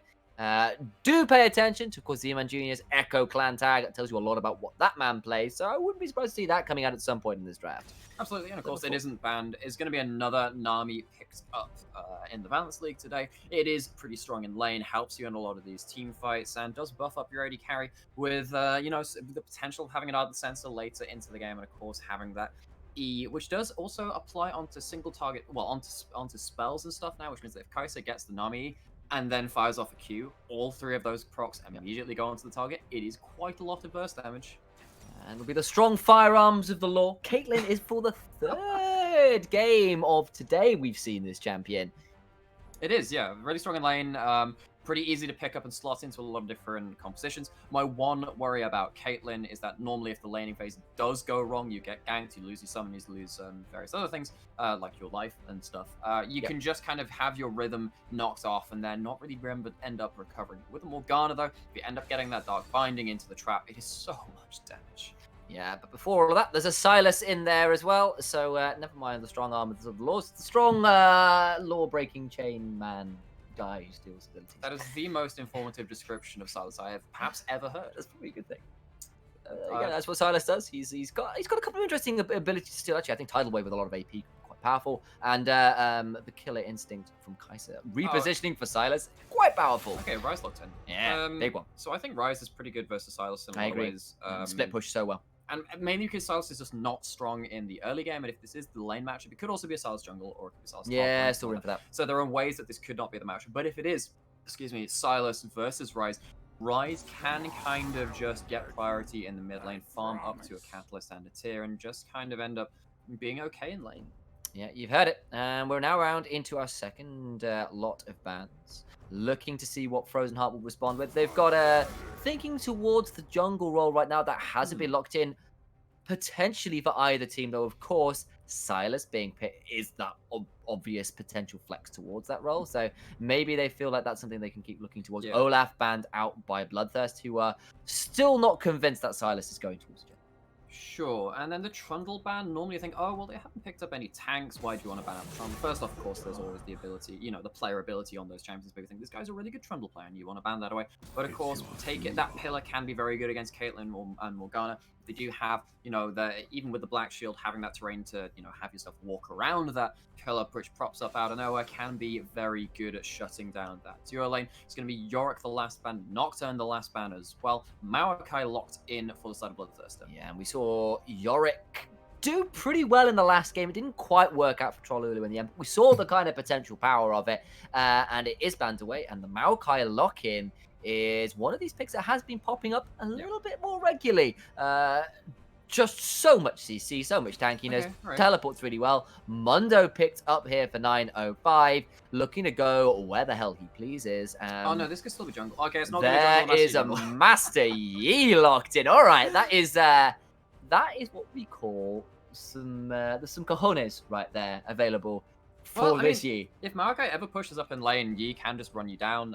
Once he has his ultimate, you can't just slow him with the saplings to try and peel yourself off. You do need to start using your ultimate and try and catch him in there. But of course, if you have the Q, you can just avoid that too. It's actually going to be Xin Zhao. I love this. Locked in for the Bloodthirster. Don't punish that Yi early for me. I very much like that, because that means that if Master Yi is found by the Xin Zhao, it will be pretty nasty. This will be a Silas mid, most probably now, and it will be the Mundo in the top lane. So I like that this Mundo has been picked into the Maokai. I think that lane is pretty even. It means that Mundo has an ability to start scaling up in this game as well. Although the problem is, Kaiser and Rise both pretty good at tank shredding once they get a couple of items, so I'm wondering how much of an impact Towie's going to have on this Mundo. Yeah, I've also got to call out that I don't think Mundo and Silas are going to have that easy time shoving in early on, whereas I do think the Caitlyn and the Morgana do want to get that shove on.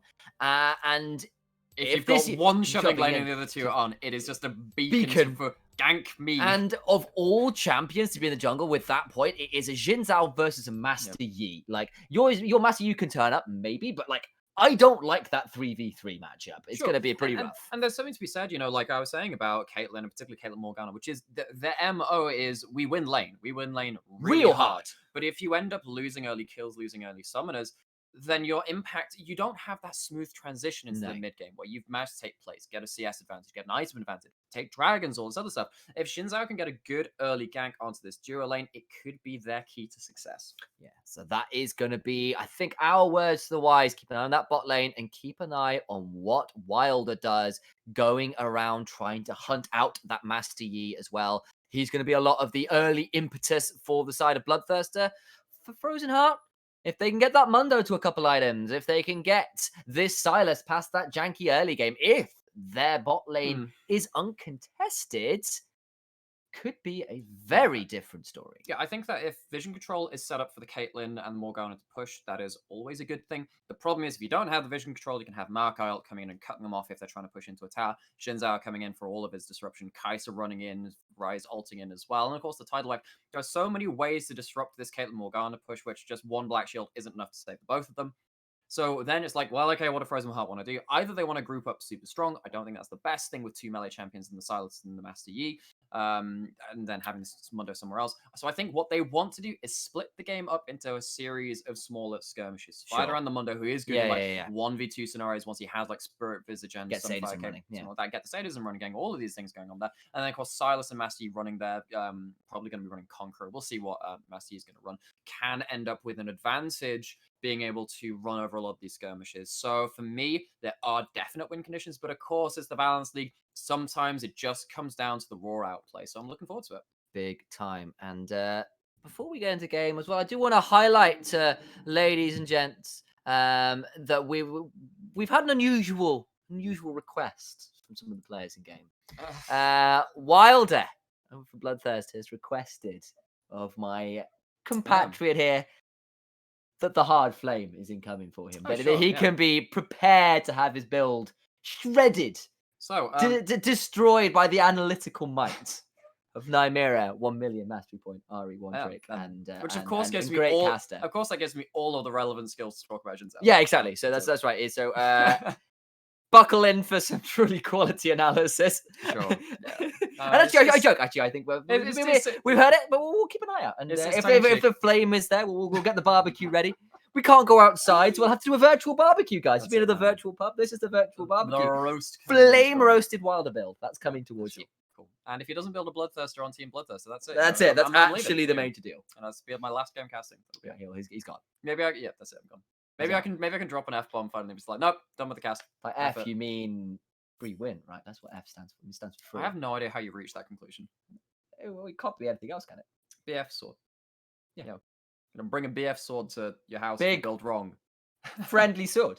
That's what it's supposed to stand for, you know? It's actually genuinely big friendly sword. Okay, so we are loading into game. We got that spectator delay going on. We see all of the lovely skins we do on display here. Yeah, there's some really nice ones. I'm a fan actually of that splendid staff Nami board. A lot of the Nami borders has can legs. She does. She does have legs in this particular skin. Like she's pulled a full aerial off. And we've seen the pulse fire Caitlyn out, and that what appears to be Shrek come Hulk the Mundo. I don't think I've actually seen Toxic Dr. Mundo in game. I have. It's just very green. It's just very green. Does he have purple shorts on? I actually don't think I think it's unfortunately not. That would have been really cool. I'm a little sad to see we don't have a Warring Kingdoms Jinzao versus the Eternal Sword Yi for the true Wuxia vibes. Yeah, but it's not. Blackthorn Morgana as well. Oh, it's also so we're loading into game. It is an ignite on the Yi. Oh, it is. Ooh. Yeah, that's So yes. I think you can definitely do that. My worry is that normally you do that when there isn't a lot of immediate hard CC. And I'm looking at that, and there's quite a lot. And yeah, and you've got Aqua Prison, you've got the Tidal Wave, 3 Talon Strike, you've got 3 Talon Strike, you've got the Crescent Guard as well from Jinzao, you've got the Rune Prison from Rise, and of course you've got the Twisted Advance and Nature's Grasp from Maokai as well. It's just so many instant routes that can come through and really make his day. The Bramble Smash also CC as well, just the knockback on that. So like just Maokai in general is in fact. It's not more. He's no Nautilus, but he was the Nautilus before Nautilus. Yes. Remember back to like season 4, Hyper Tank, Maokai top lane. Don't really want to because the Maelstrom ultimate was just. Yeah, it was horrible. I just remember. But like I was saying, on the other side of it, if this Yi does pop off and like get, if he gets some sex, he has run the Conqueror. If he ends up getting, his first kill, getting a Triumph in to increase his HP, if he's running a Rage Blade with a Blade and Blood Res and all stuff with all the immediate, well, we'll see what the build is. I think there are multiple ways you can. I'm not going to be flaming the Yi's build. I think this is that my job then? I mean, I know. And also, the other thing is there is also a Black Shield. There is always a Black Shield. The problem is there's also a lot of magic damage to start shotting through that. So I think there are answers to that if the skills are comboed correctly. Yeah. So we are loading into game onto Summoner's Rift here for the final time tonight here and the Valence League. Thank you for sticking with us. If you have watched all of our games, we've enjoyed it quite a bit. Yeah, you have indeed. You really have, and I'll be keeping an eye on Resting Zeus because I think it's going to be. We've been talking about the kind of CC he's got to be very aware of. But if he joins the fight at the right time, after the CC's been used, or finds the right flank, finds the right person out of position, or even just comes into a fight late and cleans up, that Yi could really run people down, especially when you've got a lot of disruption between a Silas who's going to be wanting to go in and cause a lot of chaos, between a Mundo who's going to get in there and wade into the thick of things. There is potentially a little bit of room for Master Yi to sneak in late into a fight and pick up a couple of clean. Absolutely, yeah. And I think that having a Yi, Mundo, and Yi, Yi, Mundo, and Silas topside means that, if one of these guys manages to buy enough time for the other two to turn up, it could be quite bloody. You know, these guys do have a lot of that staying power in the longer fights, as long as, you know, they do sidestep maybe a couple of skill shots, get the Conquerors running on this mid and jungle, or just run the ultimate from the Mundo too. If it's, for instance, say the Mundo going up against the Maokai and the Jinzao managing to last until those two turn up, it could be very bloody. It really could, and we're seeing both junglers here starting on their bot side of the map with their bot lanes there to help sort them out. And perhaps a touch unusual for a Yi, who can be quite blue buff dependent, but with that really hard leash, isn't going to need it quite so hard. He's alright. He's alright with that blue buff. I mean, I don't play myself much Yi myself, and it's not something we particularly see at the higher level of things. Not run through a lot of mana off not that. Not since Tarek Yi. No, that's very true. That was. Did you ever engage in that kind of debauched degeneracy? So back when 3v3 was a thing, I used to play Kel Terracon. Twisted True Line. No. That was great. Because I can't play Yi, but I can play, even though he's a really easy champion, I just never learned that skill set. I just play Kale instead. It is a bit of a, like, it's not particularly hard, but there is a sort of style it's the to Yi. instincts, Very it's the different. instincts. And going in can be a little bit of a risk Sure. sometimes. I was the Tarek to my duo partner's Yi at that point. Oh, Binding does land. Yeah, good Down. work. Oh, good down. Does a lot of work onto Kai'Sa. There's the word. Took me a moment. I was going Callista. No, you it's don't- definitely you a KA. I got the first two letters right. If you get hit by the bind at level 1, like, effectively your laning phase is going to be very, very sad. You can see the pot's already been burned from the Kai'Sa, and level 2 is hit very early by the duo lane of Frozen Heart. Perhaps while I won't flame Wild build as yet, because there's nothing really to flame. Like, Oh, he started Hunter's Machete? I know. But what I might actually have a bit of a question is, I wonder whether it might have been better for him to be starting on that red side and moving down towards the bot to be around for the level 3 gank, because the 1v or the 2v2 is going so wrong. But Lycaon goes down to the mid lane, and maybe I questioned it too soon, because Wilder with a flash claims first blood in the mid lane just before the bot lane goes down as well. And a fraction of a second between the two kills, the first blood actually goes over towards Wilder on the Jinzao. I was looking towards him to make plays early. Does that with style as the Silas goes down. I was worried about that because Silas is no longer really that early game powerhouse that we used to see when he did have that shield on his E before his mini rework. Resting Zeus has been found out in his jungle, and actually this could be a fight here as well. There's a health bar disadvantage, and Z-Man's around the corner, and it would be a 3v2, especially because I Am Taui has backed away to his tower, and it's a surrounded Yi right now. Oh, sorry, not Yi, of course, it's because it's the Jinzao's gone in and taken it because Yi is backed away. For a moment, I thought Jinzao had moved the blue team. Translated mid-match, but no. Nice, cool. You know what's pretty interesting though? This is actually going to be a phase rush since sometimes we see the Conqueror, sometimes we see the Hail of Blades for a bit more of the early damage. It's actually going to be the phase rush for some of that chase down potential. We'll see phase how rush on the that rise ends as up working out. Phase rush on the rise. So that means like if this Silas gets caught by either of these two, not really much way to disengage. That see support combat coming out, but really leading to very little in the grand scheme of things. And we see once again the Silas being just chaperoned, being chaperoned against in the mid lane. No, he's probably going to lose himself that cannon too as well, which is a bit of a sad experience. Yeah, but he hasn't lost too much CS, because of course he did run the teleport, got to come back into lane. It wasn't the best back, but at least got himself towards a Dark Seal, at least, which does pair up quite well with the Corrupting Potion, so can hopefully scale his way up without too much more risk to his name. Tonic, biscuits, and Corrupting Potion, that is, you know, the S plus standard in terms of sustain in the mid lane, even if you don't have any with yourself. And of course, he has the Kingslayer anyway, so does have a lot of abilities to regain some HP. The problem is that if Silas just gets rooted up by the Rune Prison, and then the phase rush is propped, there's so many ways. Yeah, that's sorry, that was just enjoy that level of BM from 905 there. Yeah. One thing which is also worth noting is that the bot lane of Frozen Heart did back early after that kill came in the 2v2. So double Doran's Blade for Caitlyn for a bit more of those laning stats, the extra lifesteal, the extra HP, and the extra AD coming in. Amp Tone for the Morgana as well. Not good. Well, obviously you can't upgrade your support item anymore. That comes through the quest. So, it does, and the quest is on. And we're looking at Taui here, shoving in pretty early. Not a lot of mana left for Clifton Gazian, but the HP trade did kind of go the way of Taui at first, but a couple of cleavers have landed, and a bit of a minion wave aggro has changed that around, and Wilder turned up in the bot lane briefly, but couldn't find his way onto people. Good warding. Not having the flash is kind of important here, because it means that, you know, with the Night Calendar Net being a thing from the Caitlyn, and of course the Dark Binding and Black Shield to worry about, it does mean that he is still there and the lane is being pushed in. I think they are going to need an Aqua Prison to land or force that Black Shield first, though.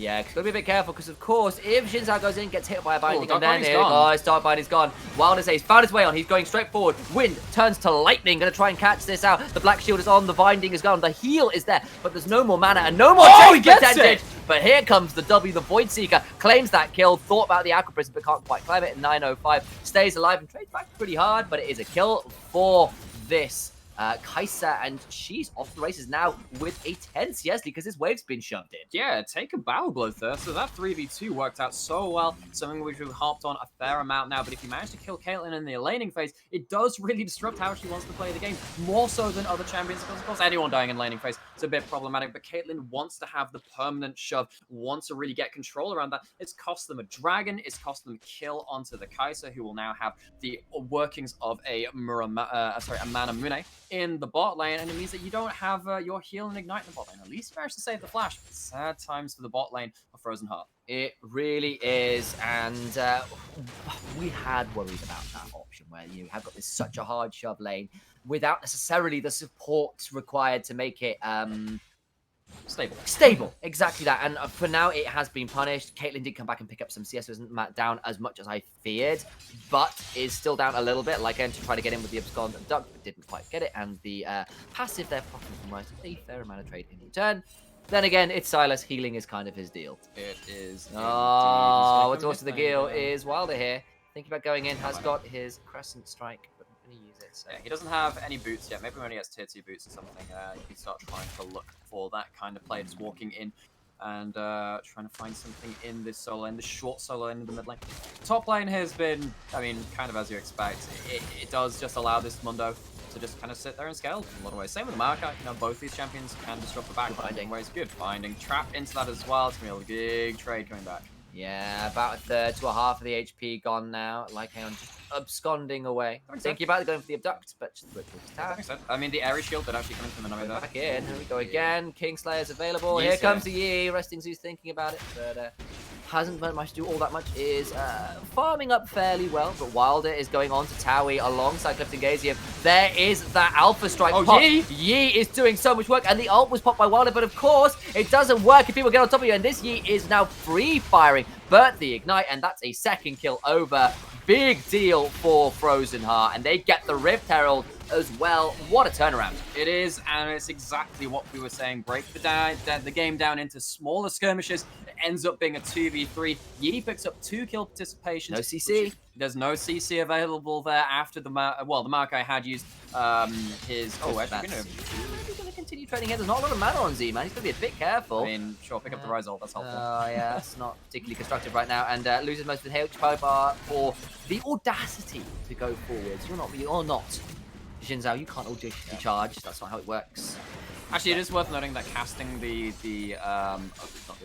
hijack from Silas does actually give you an extra proc if your passive does give you. So you can do it. In terms of micromanagement, yeah, it's nice. But actually stealing the res. Oh no! Now there's some trouble. TP. There's the knock-up, and it's not going to matter because the Twipson advances there. And actually, it's a 2v1, and Towie's going to be in a lot of trouble here. Wilder's got the red buff going in, but he's taking a lot of damage. Has to flash away. Oh, the Cleaver through the minions! Oh, that is so sad. Wilder in a bit of trouble now, but Clifton Gazium going in, and it is the noodle fight, not quite into range of the tower, and with Sadism running, and also versus an AP matchup, expect Cal build, that's not going to mean all that much. Lycaon's back in on Z-Man one more time, and no mana, though, for this rise, and Lycaon's going to have to back away and just take the auto-attack trades in return, along with a Q as well, just for his troubles. So, I mean, Master overstays, but ends up getting himself an assist for that. Oh, Mundo stayed though as well. Gets it though, because ult was there. Yeah, ult was there, ends up regenerating a very close 1v1. So, actually, no, this Mundo, you know, you've used the 3-0-1. You've used the term off to the races in this game before. Mundo's 3-0-1 now. That is really, really scary. And actually silences the Kingslayer. Oh, man, but that means there's a Rune Prison, and Wilder flashes in, and they could try and get it, but Wind becomes lightning, and the lightning strikes and brings down Lycaon for a second death. 2-2 and 2 for this Jinzhao, who's pulled off some good things, pulled off some bad things. But for now, it's about 1,000 gold lead for Frozen Heart, and this Kai'Sa better get online fairly swiftly because someone's going to have to shred this Mundo real damn fast. They will do, but it's going to be a long time till Kai'Sa gets, you know, that upgrade on the Mana. Yi is going to run into the... Oh, he's got the ult running. He does, and he's going to use it. Here we go. Come straight back out, and that means all plates going to Towie. It means another kill going to this Yi. He's 2-1 and 2 He's got his Devourer, it's the Blood Razor. Complete Devourer is a very old item for the jungle, as Sadisty Sushi gets stopped by the Pilt-over Peacemaker, and 905 clears out a pink ward. Just thank God it's not a Wriggles Lantern. Or a Feral Flare, rather. Oh, man. Wriggles Lantern and Feral Flare were both disgusting items. And one evolved into the other, right? Yeah. 420 Warwick was something. It was hilarious. And Jinzo was actually a person who built that. It was indeed. He really Binding was. Lens. This could be a dive. There we go. Sadisty Sushi is caught with the bindings, and Resting Sushi actually going to get caught in the tower, though. The slow is there. Kaiser gets that kill, and that's a fairly big one. I don't know if that was a shutdown or not, but it was a fair amount of gold over to Kaiser, who's now 2-0. Does get caught by the binding. The supercharge isn't enough. Going to get bound and taking a lot of damage. Expand, abduct, not onto the Kaiser. Oh, they've stayed a long time They've stayed here. a long time. Wild is back around. Does a lot of work. The Crescent Strike is up. And Kaiser! he's outside of there. Going to think about getting in, but the flash out is something. Lycaon goes down for his third death. And this Jin Zhao is still pretty strong, even if he's died a few times. The Rise rooted in place. 905 is around, and Z-Man is continuing to try and chase on, but can't do too much more with the way the mana bar, well, the health bars are, rather. And it seems like both of these teams are just rolling with the punches, and there are a lot of punches being thrown. Not even a set in this game. We do see that Mundo is now probably getting the best of these trades in the top lane with Merc Treads and Spirit Visage built up insanely tanky against this mainly magic damage champion of the Maokai. Telling you his auto attacks which come through his physical damage, and that's not going to be nearly enough to really dissuade Taui from pushing in and trying to take these 1vx fights. Now, I have to say, Wilder has managed to still find some impact in this game after, the early stages.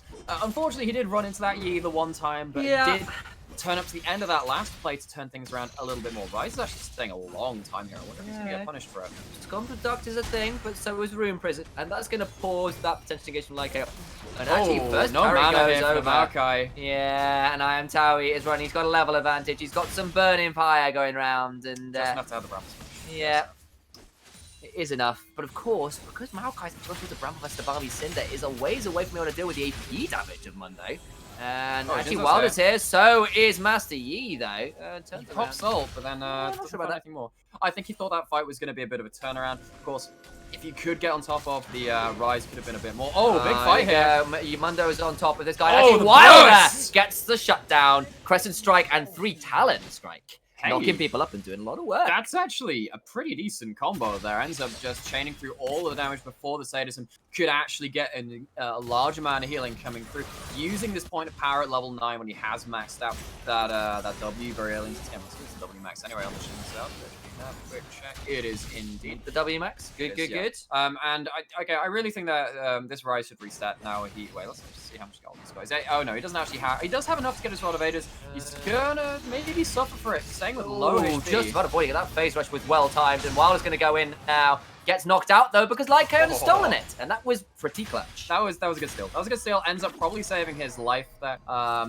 905 came into the mid lane trying to punish C-Man with some fancy footwork, gets him out of the dark, well, out of the way of the dark binding, and sees him to safety.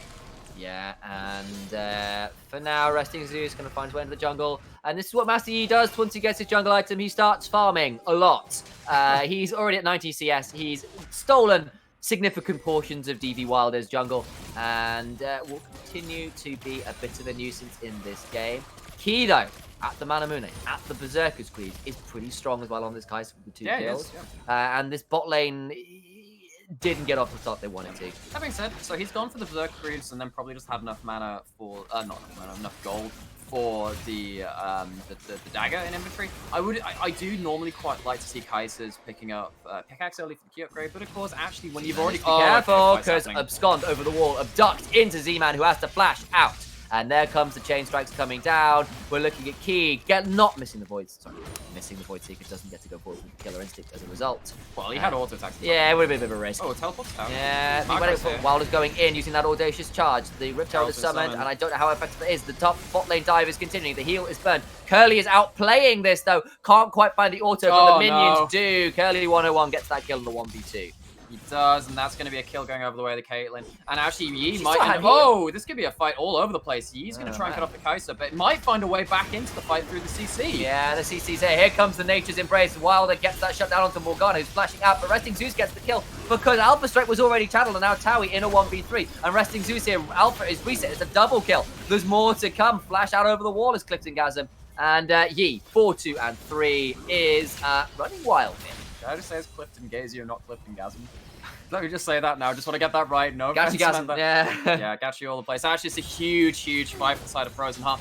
Massey once again picking up a load of kills, and Towie is just a monster on the Mundo level 11, second tier. That ultimate. And has himself a bomb. He's sent it for the extra damage coming in too. He's just an immovable object in the front line. And Yi actually might get a bit burst down here. But that W is so much damage resist and does survive that burst combo from Rise and gets to walk away.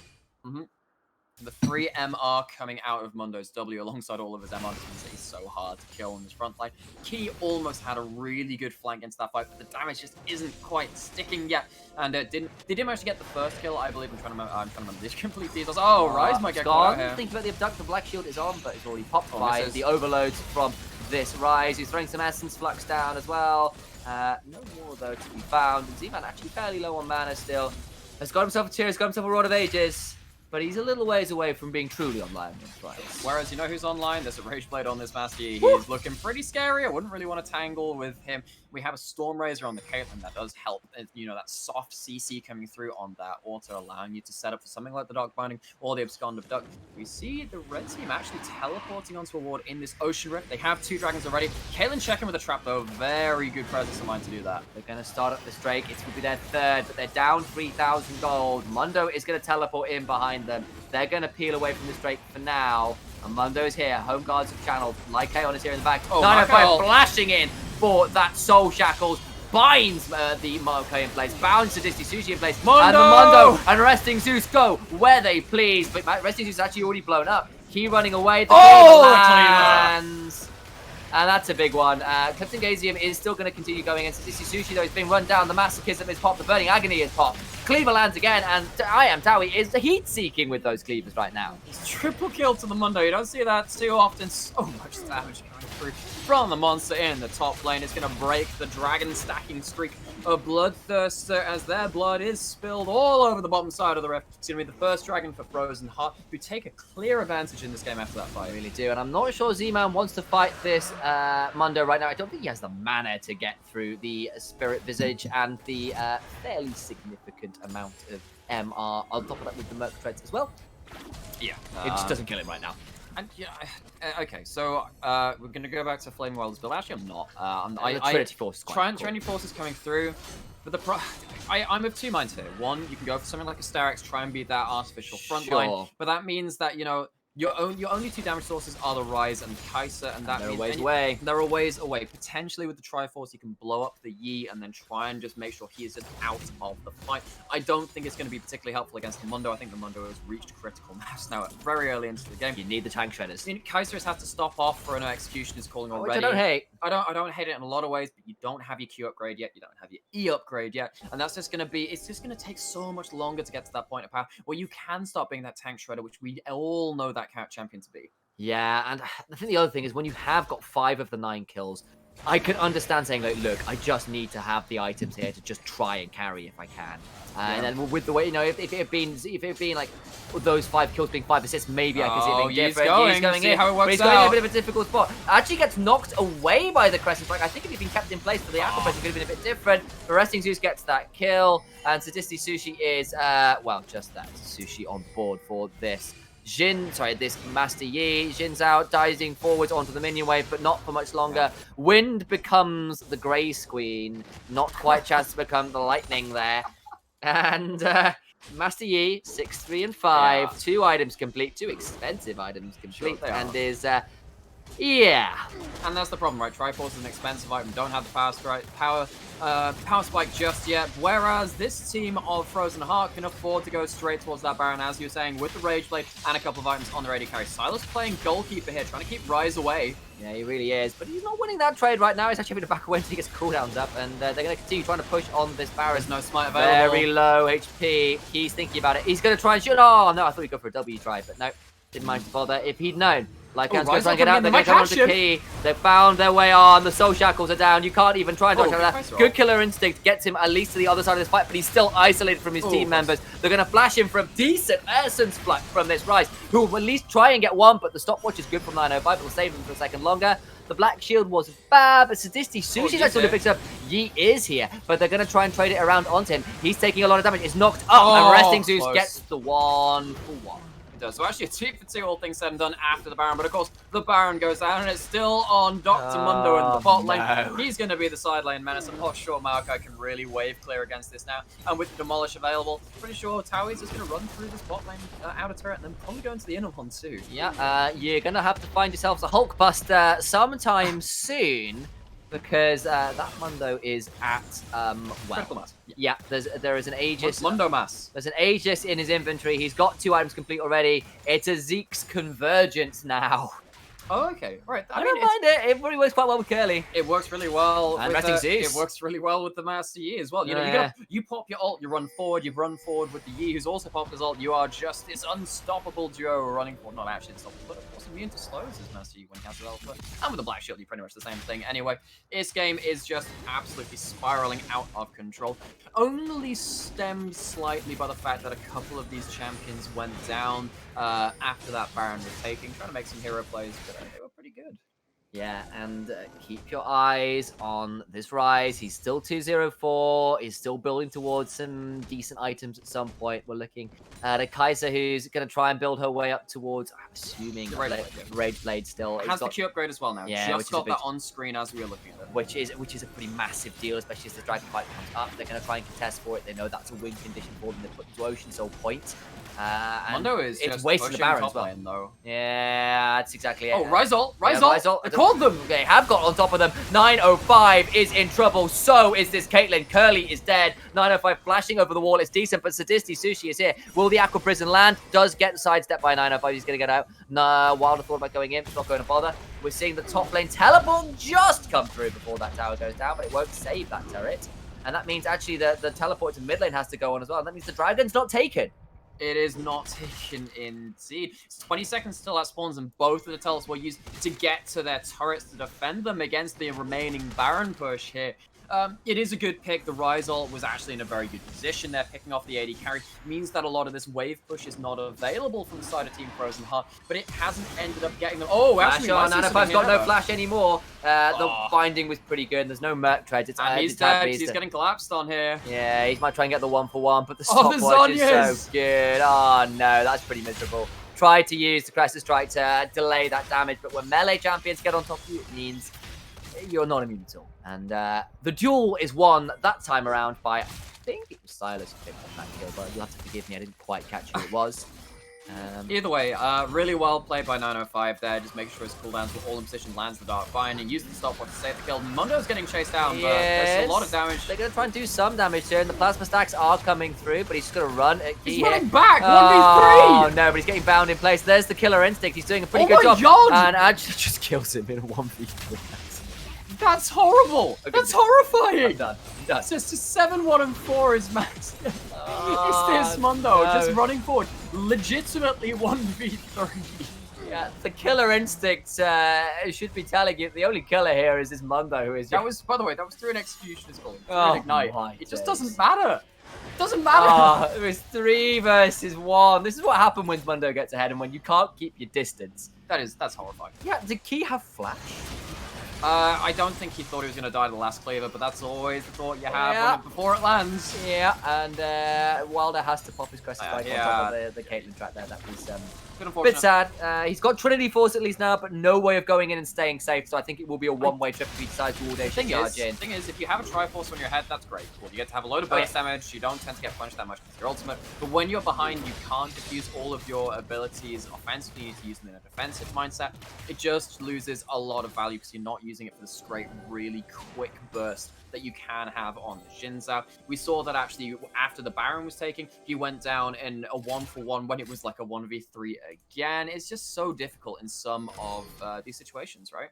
Yeah, and you know it's also disappointing that we are now, what, 8,000 gold in the lead for Frozen Heart. That's a pretty tricky spot, especially when we're looking at some of the real hyperscalers here, like Silas scales pretty well, has got to that point now where he is not that awkward, ungainly, lanky. He's a bit of that kind of like awkward teenager at the early stage of the game. It takes a little while to get used to the new limbs and the kind of jankiness of his kit. And now he's at that point where he's going to blow people up. Now he's at a point where Towie is unkillable, but Morg has no flash. And that was a win condition. They pull away from the Soul Shackles, and Z-Man gets the kill. 305, fully stacked Terror, fully stacked Rod of Ages. Can he turn it around, though? He's quite tanky. Flashing away, and Wilder has got the quest start running, and resting Zeus is unstoppable. He's not resting anymore. The Resident Sleeper is nothing but monstrous. Going to get chased down.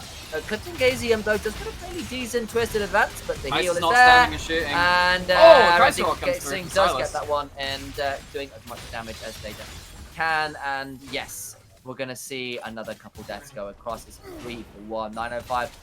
Caught napping in the river, but the one person who decided to get up his ass, come down from Mount Olympus is resting Zeus. 10, 4, and 6. Yeah, this is huge. Has 3 items completed. He has himself Merc Treads as well for that extra CC reduction. Something pretty huge that allows him to just kind of run through the team. The tidal wave was pretty good, ended up dying a couple of seconds, but it's just not enough at this point in the game.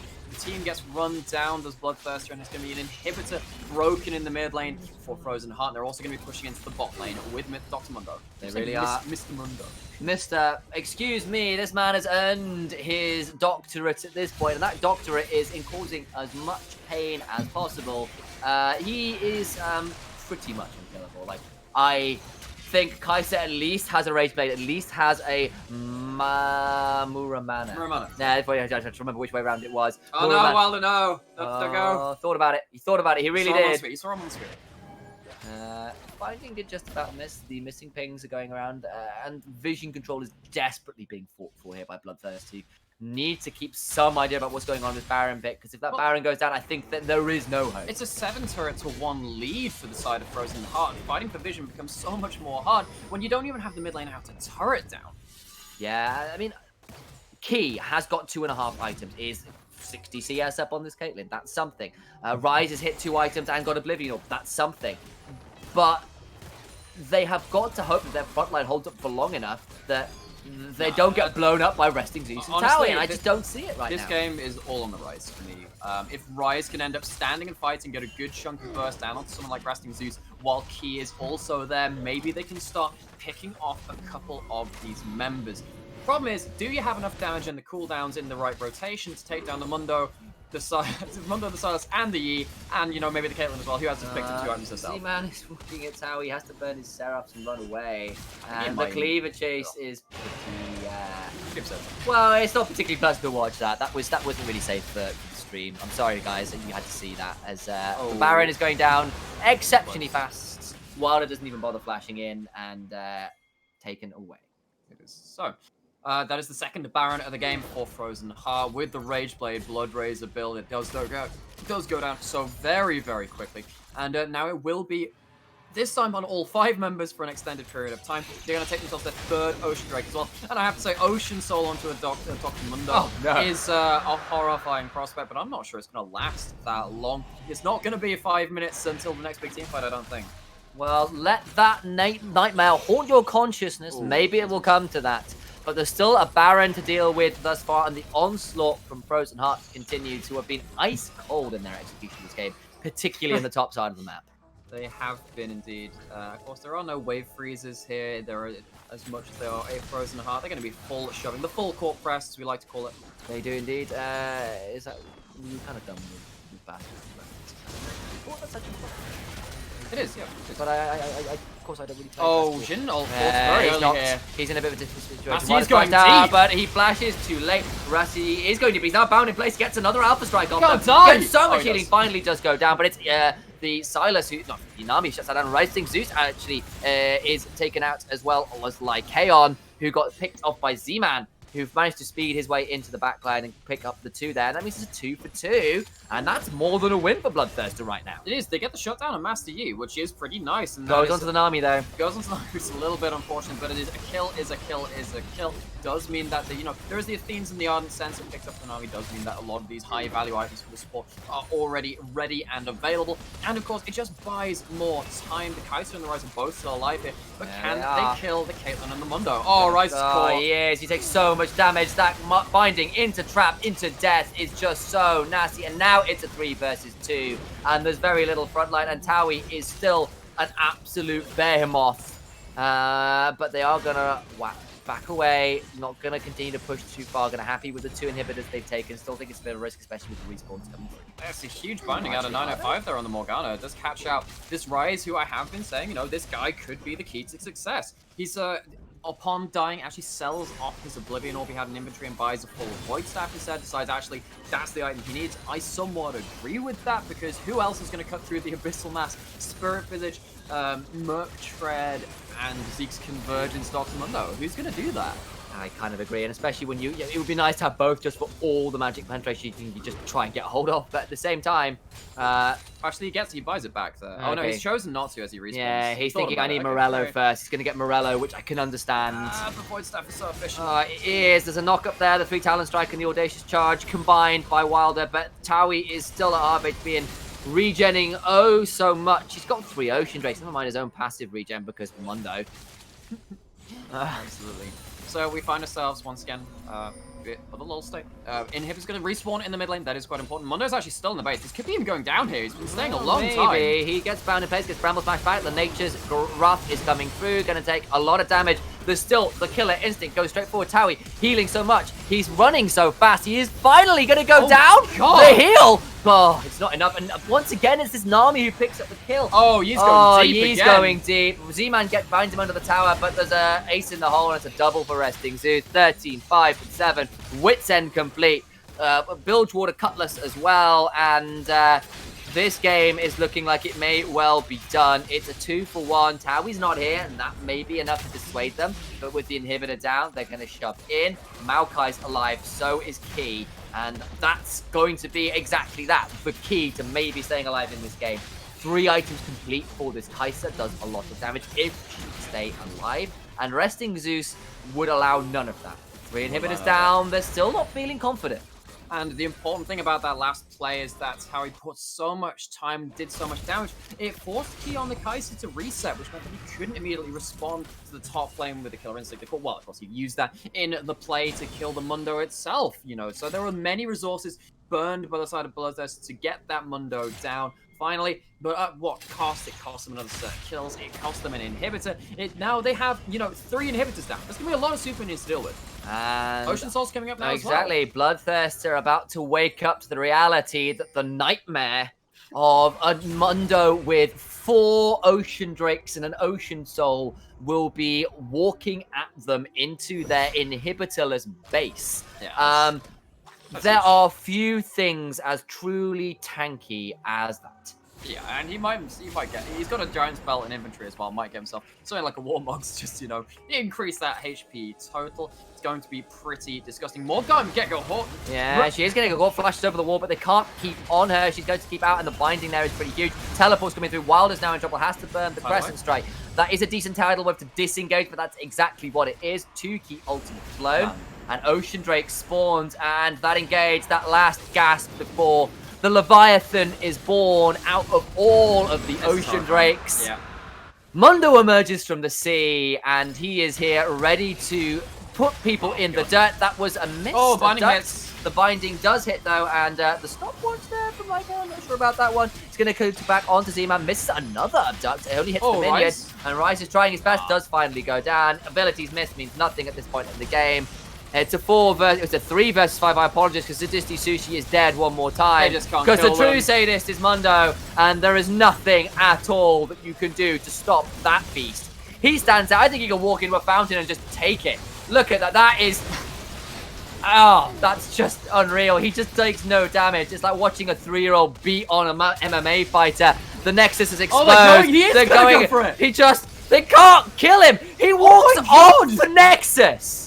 He does, and that's pretty much that statement to say, oh, can we have a tank top laner? Oh, we already have a tank top player in the home. And unfortunately, this game, it was the Maokai who really just couldn't find many ways into that game. And this Mundo was just unkillable. Congratulations to Frozen Heart. I flubbed so many words in that game, I'm not gonna lie. But there was no flubbing from Towie on that Mundo. They will go on to face the loser of our first series of the day, which will be Hexcore in the lower bracket finals, and then the winner of that will go on to the grand final thereafter. And actually, you know what the best thing is? There were Bloodthirsters built up by the side of Bloodthirster on their death screen there. They're unfortunately out of this mini tournament now, but thank you very much for playing. You gave us a lot of entertainment, and we were glad to cast you. Yeah, you did a good job, but unfortunately, whatever monstrosity was born in that top side should never ever be seen in League of Legends. He did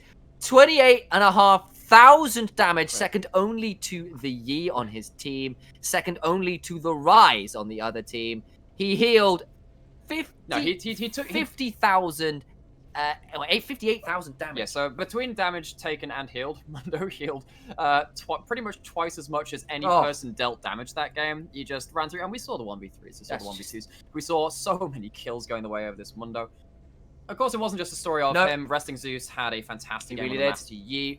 The bot lane even, had that early 2v2 kill, even though there were a couple of problems a little bit later into the game. But I think that Curly and 905 played out the mid and late game very well. And of course, the Silas just ended up kind of being the role player he needed to be, not being a weakness for the team. And the whole team came together for a very convincing win. Yeah, I'm going to shout out that Mundo as my player of the game, I think, just because I think the early 1v3s and the early top lane plays were so huge. And then just like, it's all well and good being given, and the 1v3 kill onto Key was just huge. Yeah. and there is something to be said for, you get given these tools and you run with it, and that Mundo kind of took all 7 Cs, applied them to himself as a buff, walked into a fountain, walked out of a fountain with a kill.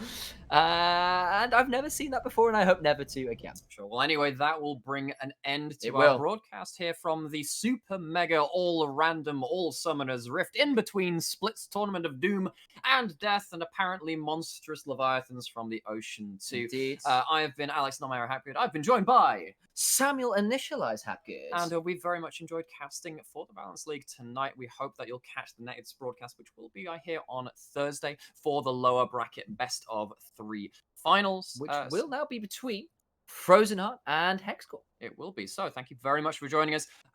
See you then. See you then.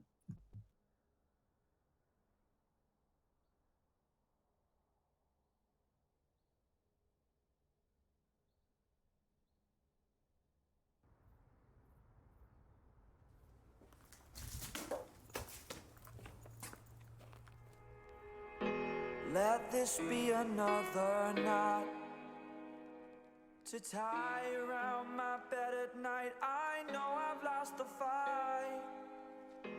To erase your face, my mind. Awake.